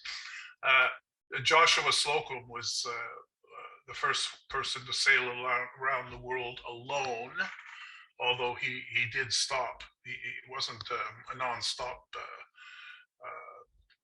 voyage, but he sailed around the world alone. And then finally, there's some places: Acadia University, St. Mary's University, and Annapolis Royal. So if anyone out there knows of any asteroids I've missed, please let me know. And now to sum up, just some ideas. So this is the Did You Know page. So the first few hundred asteroids were named after female characters in Greek mythology. And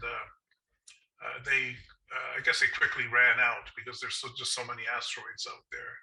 I believe the first male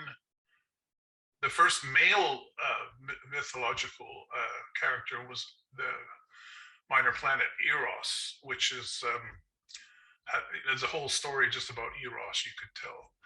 I wanted to just mention that I'm only 8 degrees separated from David Bowie. If you list the asteroids alphabetically, he's 8 above me. There is already an asteroid Chapman, which is why mine is called David Chapman. That asteroid 2409 is Clark Chapman, well-known cometary scientist. And I just mentioned about the 24, I tried to count them, but I kind of lost count. So there's about 24 RASC Center sponsored names published in bulletins between September 2021 and February 2022. Peter Jedicke might have a better list of that. And interestingly enough, what they did was they filled in unnamed asteroids in the number range 10,045 to 10,109. So you could almost predict which numbers were going to come up, although you wouldn't know what names, but they kind of filled in all of those. They chose a range of numbers. One of the interesting ones in that series was 10097, which was not named after a particular person. It was named after, it's called Hum Broncos, and that name was sponsored by RASC Prince George Center to commemorate the hockey team who had there was a very bad bus crash where many members of the team and other people were killed. And I don't know the story behind why they chose that one, but they did not choose one of their own. They chose the Humboldt Broncos. And then there's some sort of whimsical ones. There's an asteroid named after the Beatles, and also 4 separate asteroids in a row for the 4 members of the Beatles. Some other ones, just to show you the kinds of names people choose. 316201, Malala, she won the Nobel Peace Prize a few years ago for her sort of humanitarian and work in Asia. Rosa Parks, the famous Black lady that stood up to discrimination in the United States, has an asteroid. Michelangelo, artist. Here's a nice one that I found, 9007, James Bond. So even fictional characters. And the last one I chose was 13681, Monty Python.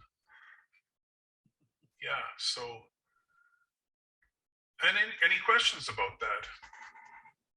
Oh, yeah, I mentioned Kurt Nason is in the audience, and his asteroid is 10052 Nason, because there wasn't a Nason before. I had to be David Chapman because it was a Chapman before. So anyhow, any questions?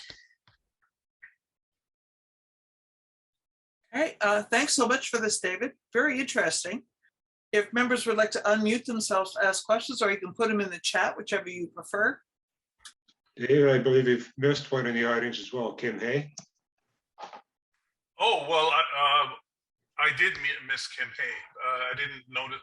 When I tuned in, I saw Kurt, and so I hastily edited my presentation. But I'm sorry, Kim, that I've missed you, but I didn't see her when I was doing that editing. So that's what you get for being late.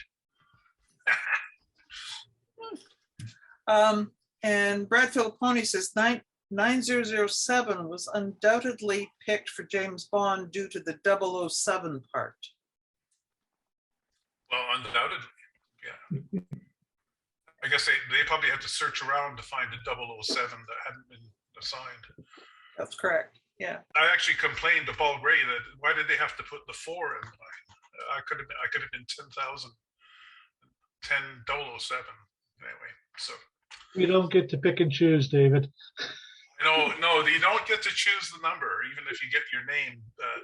Even if your suggested name is accepted, it's kind of a roll of the dice what you get. But I was interested to notice that they actually tried to group the RASC ones together in a sequence. I thought that was a nice touch. And Brad does ask, does Burt Gaffney have a celestial object named for him? Not I that can't, we're aware of. I can't answer that. I wouldn't be surprised, but I can't answer that off the top of my head. You'd be surprised who has objects named after them. When David Bowie died, people were trying to, connect the dots of stars and create a constellation for him to put him in the sky. I was pointing out to people, he's already got an asteroid, so I wouldn't be surprised if he hasn't. We should do something about it. Yeah, we should. Yeah, I don't see anything when I Google, so probably not. No, I checked the list and there's nothing in there for Burt Gaffney. So what you do if you just Google somebody's name, who's a historical figure or a well-known scientist, whatever, you go to Wikipedia, and usually down at the bottom they'll have honors. They'll have things like, oh, this person's got an asteroid named after it. But sometimes those things aren't always up to date. So. And it's not a quick process. I know, Dave, you alluded to the timeline, but to give you a bit of background, there's more than just me to blame in this room. Well, I all the executive that were in power at the time voted in favor fully of putting your name forward instead of Kejikuchik. And this whole process began, Peter Jedicke came to us with the idea nationally to have every center nominate one name for a minor planet as part of the centennial of the RASC, Okay. which was 2 years ago. Yeah. So this started about a year before that, and it was just this past fall that it finally happened. So it was a 2.5 to 3 year process. Listen, Paul, by no means was I trying to criticize the length of time it took. I mean, it's just a fact of life. I mean, but I don't blame anybody. I mean, the surprise is equally, the surprise is equally good, however long it takes. So, well, it's amazing that, the executive that's in power at the time was able to keep this secret for 3 years. well, I kept on bugging you because I had proposed a name. Like, what the hell? What's going on? You had to play dumb. And we actually had to do some damage control a couple of times, because I believe at one point you actually told staff at Keji we were doing this, and kind of put us into a tailspin, because we're like, they're expecting a major planet, and we never nominated them, so we had to do some damage control. I'm not sure that I did it. I might have, but I was trying to. I wanted it to be a surprise as much as you did, and because I didn't want. I didn't want the government to get involved, right?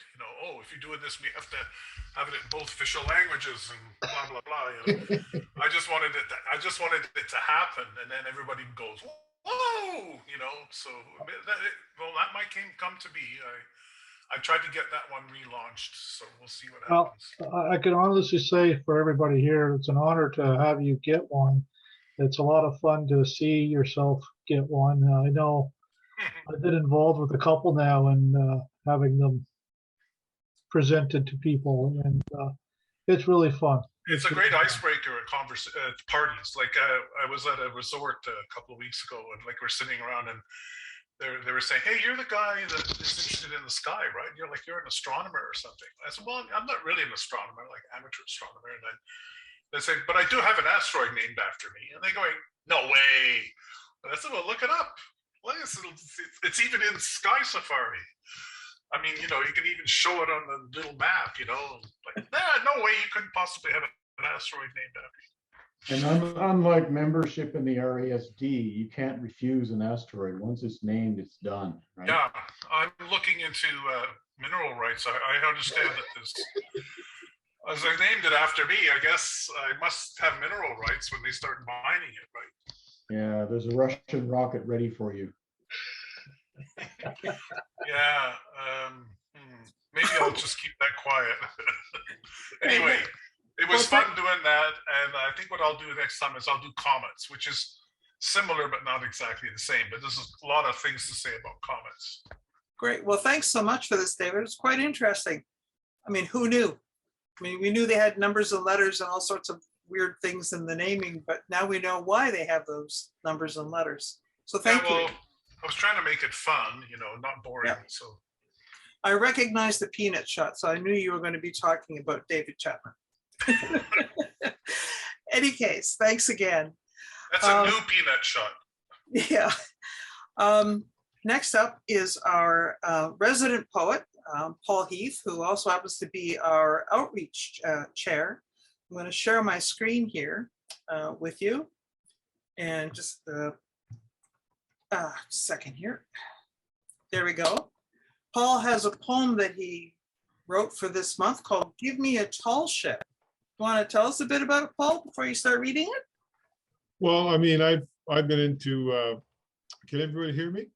Yes. Yeah, I've been into science fiction most of my life, and talking about the development of spaceships and satellite colonies on other planets and the moon and travel like that. And with the topic about all the rockets and all the different private companies that are trying to get up into space, it just sort of seemed to fit in with what's been going on since way back in almost in the 30s, when the first science fiction stories started to come out and that really directed technology into space. So I just sort of put all that together, and hopefully it'll sound pretty good. And reflect on the topics of today.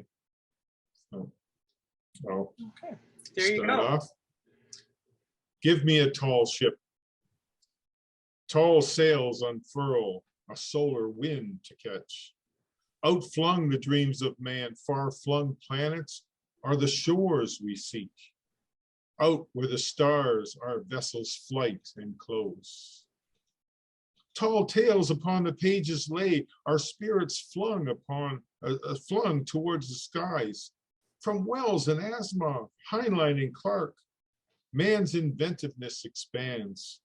To sail the stars, the seed is sown, till upon those distant shores we finally tread.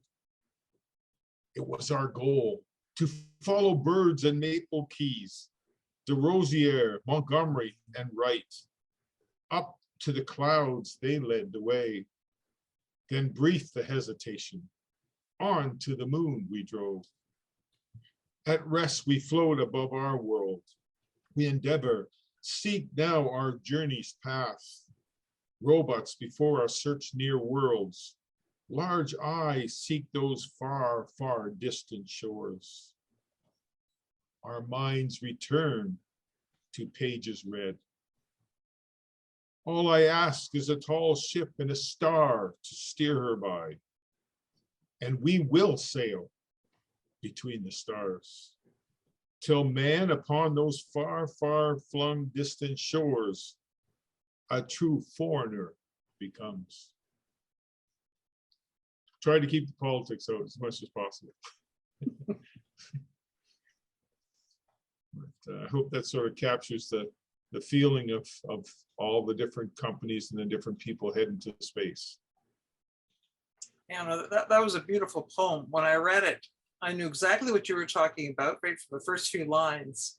So it was it's wonderful and so positive. Yeah. Well, hopefully it'll, with so many people, so many different companies, so many different groups working towards getting man out into space. Hopefully we'll see it before our lifetime is over. Yeah, let's hope so. Thanks again, Paul. Yeah. Okay, next up is our outreach chair, David Hoskin. Sorry, observing chair. I always get those two confused. Don't ask me why. But our observing chair, David Hoskin, and he's going to provide the what's up in the March skies. Hopefully something exciting when the clouds go away, David. Hopefully. Okay, it's great. Okay, so what's up? Well, hopefully we have a better month in terms of cloudless skies coming up for March. This is just to remind you that the last few days around the new moon were a good time to look for the zodiacal light just after sunset. Your next chance is going to be the very end of the month and into the first weekend of April, when you'll be able to see this diffuse pyramid of light about 30-45 minutes after sunset, caused by the sun reflecting off dust in the plane of the ecliptic. So the sun this month, darkness is going to decrease substantially. So as of March 1st, we had just over 9.5 hours of darkness, and by the end of the month, we'll have just under 8 hours of darkness. Sunrise and sunset changing moderately. Sunset being the more the biggest change. So going from 6 p.m. March 1st to 7:41 p.m. the end of the month. Don't forget, we go to daylight savings time, March 13th.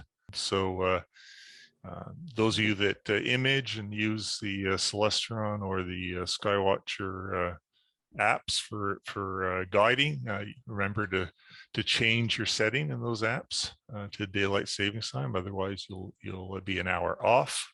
And the equinox, the spring equinox or vernal equinox, is on March 20th. Some interesting stuff on the sun today. There's three separate sunspot groups visible, shown here in this white light image that I took from spaceweather.com this morning. This particular group bears some watching. It's fairly active. It's produced a few small flares, and it's continuing to grow. So by later in the week, as it rotates more into view, we may see some more interesting stuff. Here's the hydrogen alpha version, and you can see the sunspots and a number of nice filaments and several prominences visible, and of course plage around the sunspots. So lots to look at around the sun the next, well, today and tomorrow. I think we have sunny skies tomorrow for at least a little while.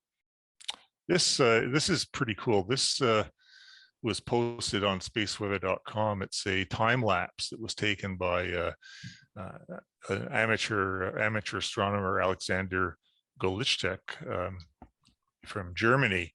And this is a plasma vortex. And the center of the vortex is large enough to swallow the Earth. So it's pretty big, pretty impressive. I was looking for it myself this morning, and I think it's degraded at this point. This is from yesterday. The prominence is still there, but the vortex that was formed is not there anymore. So the moon this month, new moon, was March 2nd. I saw a few pictures posted of members that took a picture of the very new moon. The moon this month is the maple sugar moon, or the springtime moon. Sukuikus is the Mi'kmaq name. On March 6th, it's a good chance if you want to find Uranus around 9 p.m. It'll be 4 degrees or so north of the moon, shown here in this illustration. So if you can, in a binocular view, if you can get the crescent moon near the bottom, you should see Uranus about 4 degrees away near the top of the field of view. First quarter moon's March 10th. Full moon will be March 18th. Last quarter moon, March 25th. And a nice photo op on March 28th. 3 planets, Venus, Mars, and Saturn, will all be near the waning crescent moon. You'll have to get up early. This is the view around 6:15, and you need quite a good eastern, nice flat eastern horizon, southeastern horizon to see all those planets. But it should be quite the sight if we have clear skies.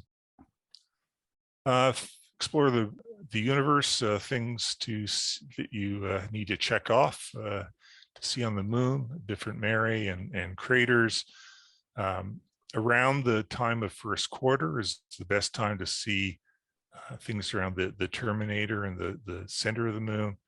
And then later on in the month, look for structures that are more towards the west. Planets in March. Mercury's a tough one. It's very low in the dawn sky at the start of the month, and by the middle of March, it'll be pretty much lost in morning twilight. So if you're going to see Mercury in the morning, get out tomorrow if it's clear. You need a good east-southeast horizon, because it'll be less than 4 degrees above the horizon 20 minutes before sunrise. You'll probably need binoculars to see it, because it'll look pretty dim in the pre-dawn twilight. On March 2nd, which is past, there was a close conjunction of Mercury with Saturn, shown here. I don't know if anyone got to see that. I think it was cloudy, but I'm not sure. Don't remember. Venus is brilliant in the dawn sky. On March 12th, there's a conjunction with Mars, and on March 29th, a close conjunction with Saturn. So all good photo opportunities. Mars is fairly bright, nowhere near as bright as Venus, but it's a dawn sky object. And as I said a minute ago, it'll be near Venus and Saturn between March 24th to the 31st. Jupiter, it's not a good month for Jupiter. It'll appear in the morning twilight at the end of the month. In come April, early risers will get a chance to see Jupiter. Saturn is visible in the dawn sky. It's will be well separated from the sun by the middle of the month. Uranus is an evening sky object under dark skies, visible by the unaided eye. But if you're in the city, you're probably going to need binoculars. And Neptune is not in the cards. It has a conjunction with the sun on March 13th, so it'll won't be visible for some time yet. Spring constellations. Again, these are things to tick off if you're doing Explore the Universe. Ursa Minor, Ursa Major, Bootes, Leo, Virgo, and Libra are the 6 spring constellations to keep an eye out for. Spring stars, there's a number of them. Arcturus is quite prominent in the night sky now, around 11 at night or so. It's a fairly brilliant orange yellow star. Others, Kochab in Ursa Minor, Dubhe and Merak in Ursa Major. Nebula and Regulus in Leo are also pretty prominent. So if you're up to see Arcturus, you'll also be able to see Nebula and Regulus. And if you stay up a bit later, you'll be able to see Spica and Zubanel Janubi and Zubanel Shimali. I think Dave Chapman does a better job at pronouncing those than I do. I've added this to the presentation because part of Explore the Universe is to identify a couple, several, actually 20, double and multiple star systems. And these are groupings of stars that are too small to be called clusters. They can be optical doubles and multiples, which just are the result of a chance alignment, or they can in fact be stars that are gravitationally bound to each other in that they orbit each other. And our sun is actually a bit of an oddity because most stars in the Milky Way galaxy do have a companion. In the Explore the Universe observing program, there's 19 double stars and 1 triple star. And you can see all of these under dark skies with binoculars. So you don't need a fancy telescope. New 1 and new 2 that are just to the left of the kite asterism in Bootes are quite a nice quite a nice double star. One star is blue and the other is orange red, and they're quite striking in binoculars or with a wide field telescope. So challenge for this month would be to try to find this particular double star system. Just a bit of a word on a few words on constellation Bootes, or the herdsman, or the plowman or ox driver, different names and through some different cultures. It's home to a double contrasting double star system, Isar and Arcturus. Arcturus is the brightest sky in the northern celestial hemisphere and the third individual brightest star in the sky after Sirius and Canopus.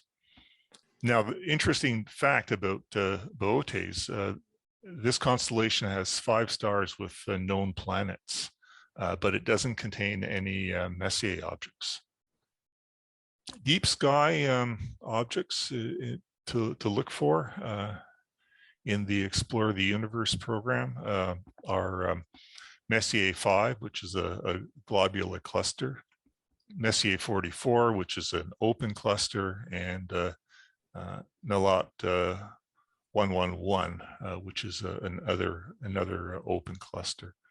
If you're looking for the beehive cluster, identify Gemini and then look halfway between Castor and Pollux and Regulus. So Castor and Pollux are off here. There's Regulus and there's Messier 44, the beehive cluster. It's a really striking object in binoculars or in a wide field telescope at low magnification. The name comes from the fact that the brighter stars, the shape of them resemble an old-fashioned conical beehive. And I took this picture a few days ago. Well, I guess at this point, a few weeks ago. Last time we had a good clear night. Last night I got a shot of Messier 5, but I haven't processed the data yet. Last thing to bring people's attention to is that March is the month for those that want to do a Messier marathon. So the nights of March 29th to 31st will be the best, since the rest of the month is the night sky is dominated by a very bright moon. But if you can get to a nice dark location with good horizons, you'll be able to see most of these Messier objects with 10 by 50 binoculars. And the marathon part of it is that you want to try to see all 110 Messier objects in a single night, which I think is quite the challenge. You need to follow a very specific sequence of targets. Many will start off with Messier 77, which is a galaxy, and it'll be visible very low in the west just after sunset. So you have to grab that one before it sinks out of view. And then the last object usually viewed in the marathon is Messier 30, which is a globular star cluster, and again it's when it comes into view it's in the morning twilight, so you only have a short period of time to grab that one before it gets lost in the light from the rising sun. I put a link here for there's several different search sequences for the Messier marathon if anyone's trying it. You can also do it in two parts. So you can do part one night and part another night. And there are mini Messier marathons, which aren't quite as demanding. I think they typically have 56 targets. And I think that's it. Any questions? No, but there is a comment from Terry Trees, who says one of the co-inventors / discoverers of the Messier marathon is my friend Tom, I'm assuming it's pronounced Ryland, a member of our local Pittsburgh Astronomy Club. Oh, cool. Someone who doesn't like sleep, I guess. Yeah.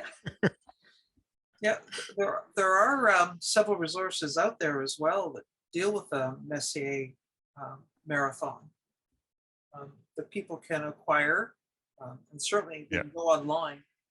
But yeah, the added challenge all night. The added challenge for us is not only is it all night, but it's likely to be a very cold night too. Potentially, yes, yes. Although as long as it hovers, just slightly below zero, it's not too bad. It's when it gets down into the teens that we have a sort of challenge. Yeah. Okay, I'll stop sharing that. Okay, thanks so much, David. All right, so I'm going to share my screen. You're going to see Paul's poem here momentarily again. But the next part of our meeting has to deal with updates from the board. So this is the opportunity for us to highlight things that are happening because of activities of our board here in Halifax Center or because of RASC nationally. Certainly, again, if you need to reach us, you can reach me through the email address you see there. I know this is exciting stuff for many members, but first of all, there's governance. And last month, you heard me mention that this was under review. Well, as of March 1st, when we had our last board meeting, it has now been approved. So we do have a policy regarding the RASC Halifax Center membership and what to do should there be a conflict that needs to be resolved. So that is there. It's in our policy section. Also, it was noted that although Peter Hurley was appointed as our chair for the nominating committee, he does not have a committee. So we're looking for volunteers, and according to our policy regarding nominating committee, it has to comprise 2 to 5 members. So Peter requires more folks to accompany him on that particular committee. Also, effective March 1st, we have approved new guidelines regarding the use of our observatory. As of March 7, which is Monday, there could be no more than 15 people with or without physical distancing, and masks will still be required indoors and when physical distancing is not possible. As of March 21st, when the province puts in phase 3, all restrictions are lifted, so there won't be any requirement for any of the things that we've required before. However, members are encouraged to continue wearing masks, to distance when appropriate, and to get vaccinated. So for now, at least for tonight and tomorrow, we still have no more than 10 people with the physical distancing and masks required, but as of Monday, that will change. Hey, Judy, what about sharing of eyepieces at telescopes? That is still out for now, David, until phase 3, and we'll review that again. Okay, so is that in the new rules? Is it specifically mentioned? It does, that part has not changed. Okay. The use of the Thurlows, the 16-inch. The 16-inch can be used provided you use your own eyepieces, Right. as has been the case in the past. But the Thurlows and other equipment are off bounds. What about people's private telescopes? Do they just sort of manage themselves? If you bring your own, that's fine. But again, What we're about, back, but I'm talking about sharing of views. I would hope that they would follow provincial guidelines with respect to use between folk. I don't think there are any. Not really. What I'm asking is, I asked about the sharing of eyepieces, views in a telescope. You mentioned the 16-inch telescope. I'm asking, are we telling people how to share their own telescopes? No, but certainly they can be shared by attaching their, I guess, to a camera, then be able to project it somewhere else so that it's not direct view. But no, I don't know. You're making good suggestions. I just want to know. It's not, you're correct. It's not in the statement, David. So you're letting people use their own discretion when it comes to sharing their own telescope views. I do believe. I'd have to go back and reread it more specifically, but it is posted in our, the link to it is on our homepage, so you can go right to halifax.rasc.ca, and it gives the, there's a box there on the right-hand side that says SCO is open, and it says as of March 1, and click there and it'll take you right to the statement. Thank you for your question, though. That's a good question. On to our Halifax stars. There are many this month. First and foremost, we've got to mention David Hoskin.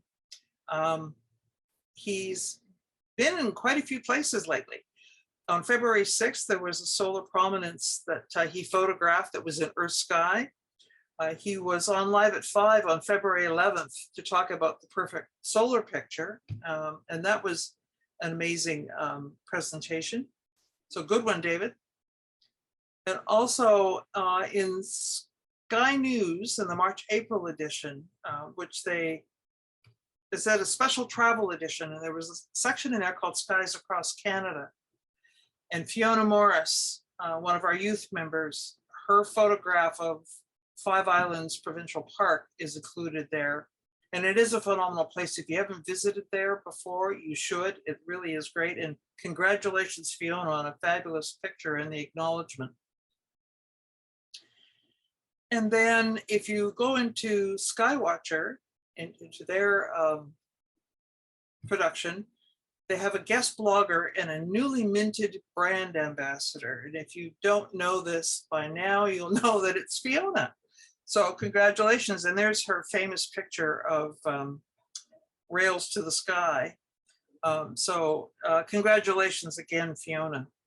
For one that has come into astronomy imaging only in the past couple of years and being so young, you're doing a phenomenal job. Congratulations.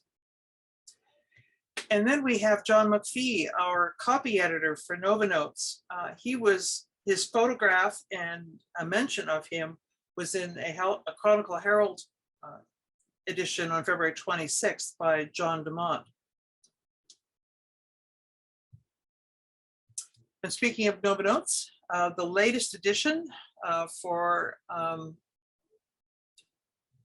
actually this shows November, December. Actually, this should have been November or January, February's edition's copy. My apologies, Lisa Ann, for this. I thought that was the latest edition.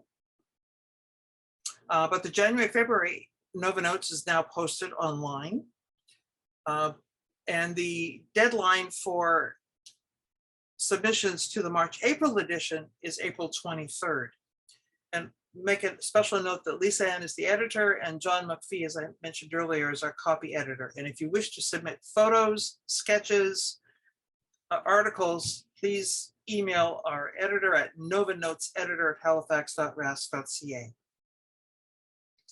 Our observers calendar, we still have some copies left. If you do want them, they are at a reduced rate of $10 each, but unfortunately, folks, it's for pickup only. You would have to e-transfer the funds to our treasurer as per usual, or mail a check in as per usual, and we will provide you with I will contact you because they will be picked up here. Okay, so our apologies, but we're not allowing for mailing at this point. So heads up for our 2022 meetings and dates. Those are our upcoming meeting dates. And for now, our meetings are going to be held by Zoom, but we do have a 4-person task team that is looking at, once SMU allows us back on site, how we can best allow for not only the in-person meeting to take place, but also the Zoom aspect of it that we can record. So that way we can allow for members locally as well as members further afield, both across Canada and the US and others who might be interested in the presentations. How can we incorporate both aspects of it? And you'll note there I said review of your astronomy gear. We are looking for folks. If you have new equipment that you would like to make comment on, we would love to hear from you. So just let me know and we'll include you in one of our subsequent meetings. But we also want you to mark special events in your calendar. As you heard me mention a few moments ago, provided the COVID gods do not go against us again, we are looking very much forward to opening up everything again. And our board has been discussing this. You'll notice some colored, underlined, and circled items on the 2022 calendar. First up, again, assuming that we can go forward with it, on Friday, June 10, with a rain date of June 11, we will be celebrating with a barbecue of our 25th anniversary of the official opening of SCO. It had officially opened initially in 1997 at the actual time of the solstice, which we can't do this time because it's a Tuesday, and so it would allow for members who work. So we're going to do it on a Saturday. So we'll keep you posted on the details on that particular event. The next one coming up is the Ketchum-Kujuk Dark Sky Weekend, August 19 to 21. Peter Hurley and Tony Schelling are co-chairs of the Dark Sky DSP, Dark Sky Preserve Committee, is working with Ketchum-Kujuk to work out the details. For now, the camping sites have been booked, so I'm sure Peter and Tony will keep people apprised once more details are known about that weekend. The following weekend is the Novi Star Party.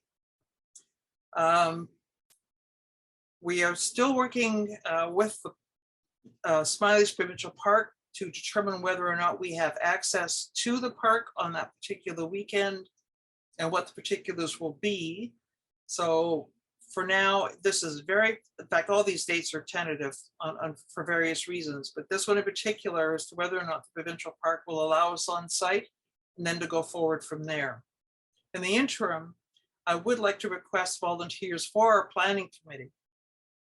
Right now, there's myself, Lisa Ann Fanning, Jamie Wynot, and more recently, Tony McGrath, who have volunteered. We would like a couple more members to assist us in this endeavor. And certainly, perhaps one of our previous members on the committee in past years would be willing to volunteer as chair for this particular event. So looking forward to that again. Won't it be exciting to actually see each other on an observing field? And last but not least is our annual Skull Barbecue. This was the event that we typically have every September. It had been June, but we moved to September because the skies get darker sooner and there are a lot fewer flies than there are in June. And of course, the rain date is Saturday, September 24. So mark your calendars for those dates and we'll keep people apprised if and when these events go forward, and fingers crossed they do go forward. Want to bring your attention to nationally the Insider's Guide to the Galaxy, which happens every second week. You can register for it, but I'd email there. And also included with each episode of this is the Messier Minutes, where it's about 3 to 5 minutes discussion about the Messier Minutes, about Messier objects rather. There are 3 more sessions. They're 2 weeks apart. They provide workbooks with each session, so you can view specific Messier objects with each one. And to David's thought about the Messier Marathon, they are having a session dedicated specifically to that. And as I'm sure many of you saw in the RASC emails coming out, that the GA is coming soon on June 24 to 27, and we'll be hearing more from National regarding that as items become available. So how do you join RASC if you aren't already a member? Very quickly, you can join online. Quite simply, you can go into the RASC.ca site and click on the Join Now button, or you can go onto our site under the column labeled Membership and Renewal and click on the Join there. That will then take you to this site on the RASC National site, and you can choose whichever membership type you want to get, and away you go. Bob's your uncle. But what if you want to renew? Well, it's the same sort of process. You can go to the national site and renew membership, or you can click on the renew in blue on ours. And that will take you to this site again, but you'll notice at the top of the page, I've circled the login, and this will take you to a secure page. And that'll take you to this, the dashboard as well. And it says renew membership. We can see where the arrow is. Click on that and it'll take you to the appropriate pages where you can confirm your information and make your payment. But the other piece I want to bring your attention to is my account, and it's on the same dashboard. Okay. This is the piece that National would like you to update your personal information. So if you haven't already done so, please do so. This confirms, you can confirm your name, your address, all the contact information and whatnot on it. Because after all, you're the only person that knows your information the best. But also on that page, I want you to note that there's a section there called Forum or Listserv. When you join the RASC, you're automatically signed up for 3 public forums. The Rascals, which is their discussion list, EPO, which is education and public outreach, and LPA, which is a light pollution abatement. So every member is a member of those 3, and you will get emails from those 3. If you don't want them, this is your opportunity to unsubscribe. So you just click that unsubscribe button and it will do so. Although please remember that once you have done so, to scroll back up to the top of this page, just below forums, and you should see a green bar that says it's been done. Also, if you are a subscriber to any private forums, for instance, because I'm the National Council rep, I get that particular one. And because I'm the president currently, I would be subscribed to that one as well. So just to be aware of that. So if you don't want to hear from any of those three, please go into the secure site and unsubscribe. And there are some members who don't want to go do things online. They want to do it in person. So you can talk to the people at National. In other words, email that mempub and give them your personal, give them a mechanism by which they can contact you. And you can do that by phone. And keep in mind that also, as of December, National Office has moved. So there's a new address for them as well. But they have that on their website as well. For us, when you join RASC, make sure that you affiliate yourself with our center, because that will then give you access to our own email discussion group, as well as to our observatory when you're here in the neighborhood. Any questions? It appears that some people haven't received their Sky News yet, but to Terry, you said, I thought the current issue of Sky News was the best I've ever seen. I've heard that from a few members here as well, that it was absolutely phenomenal. And I guess one thing that should be noted about Sky News is that it is written by members of RASC. The authors of those articles are RASC members. So it's a Canadian magazine by Canadians, which is kind of cool.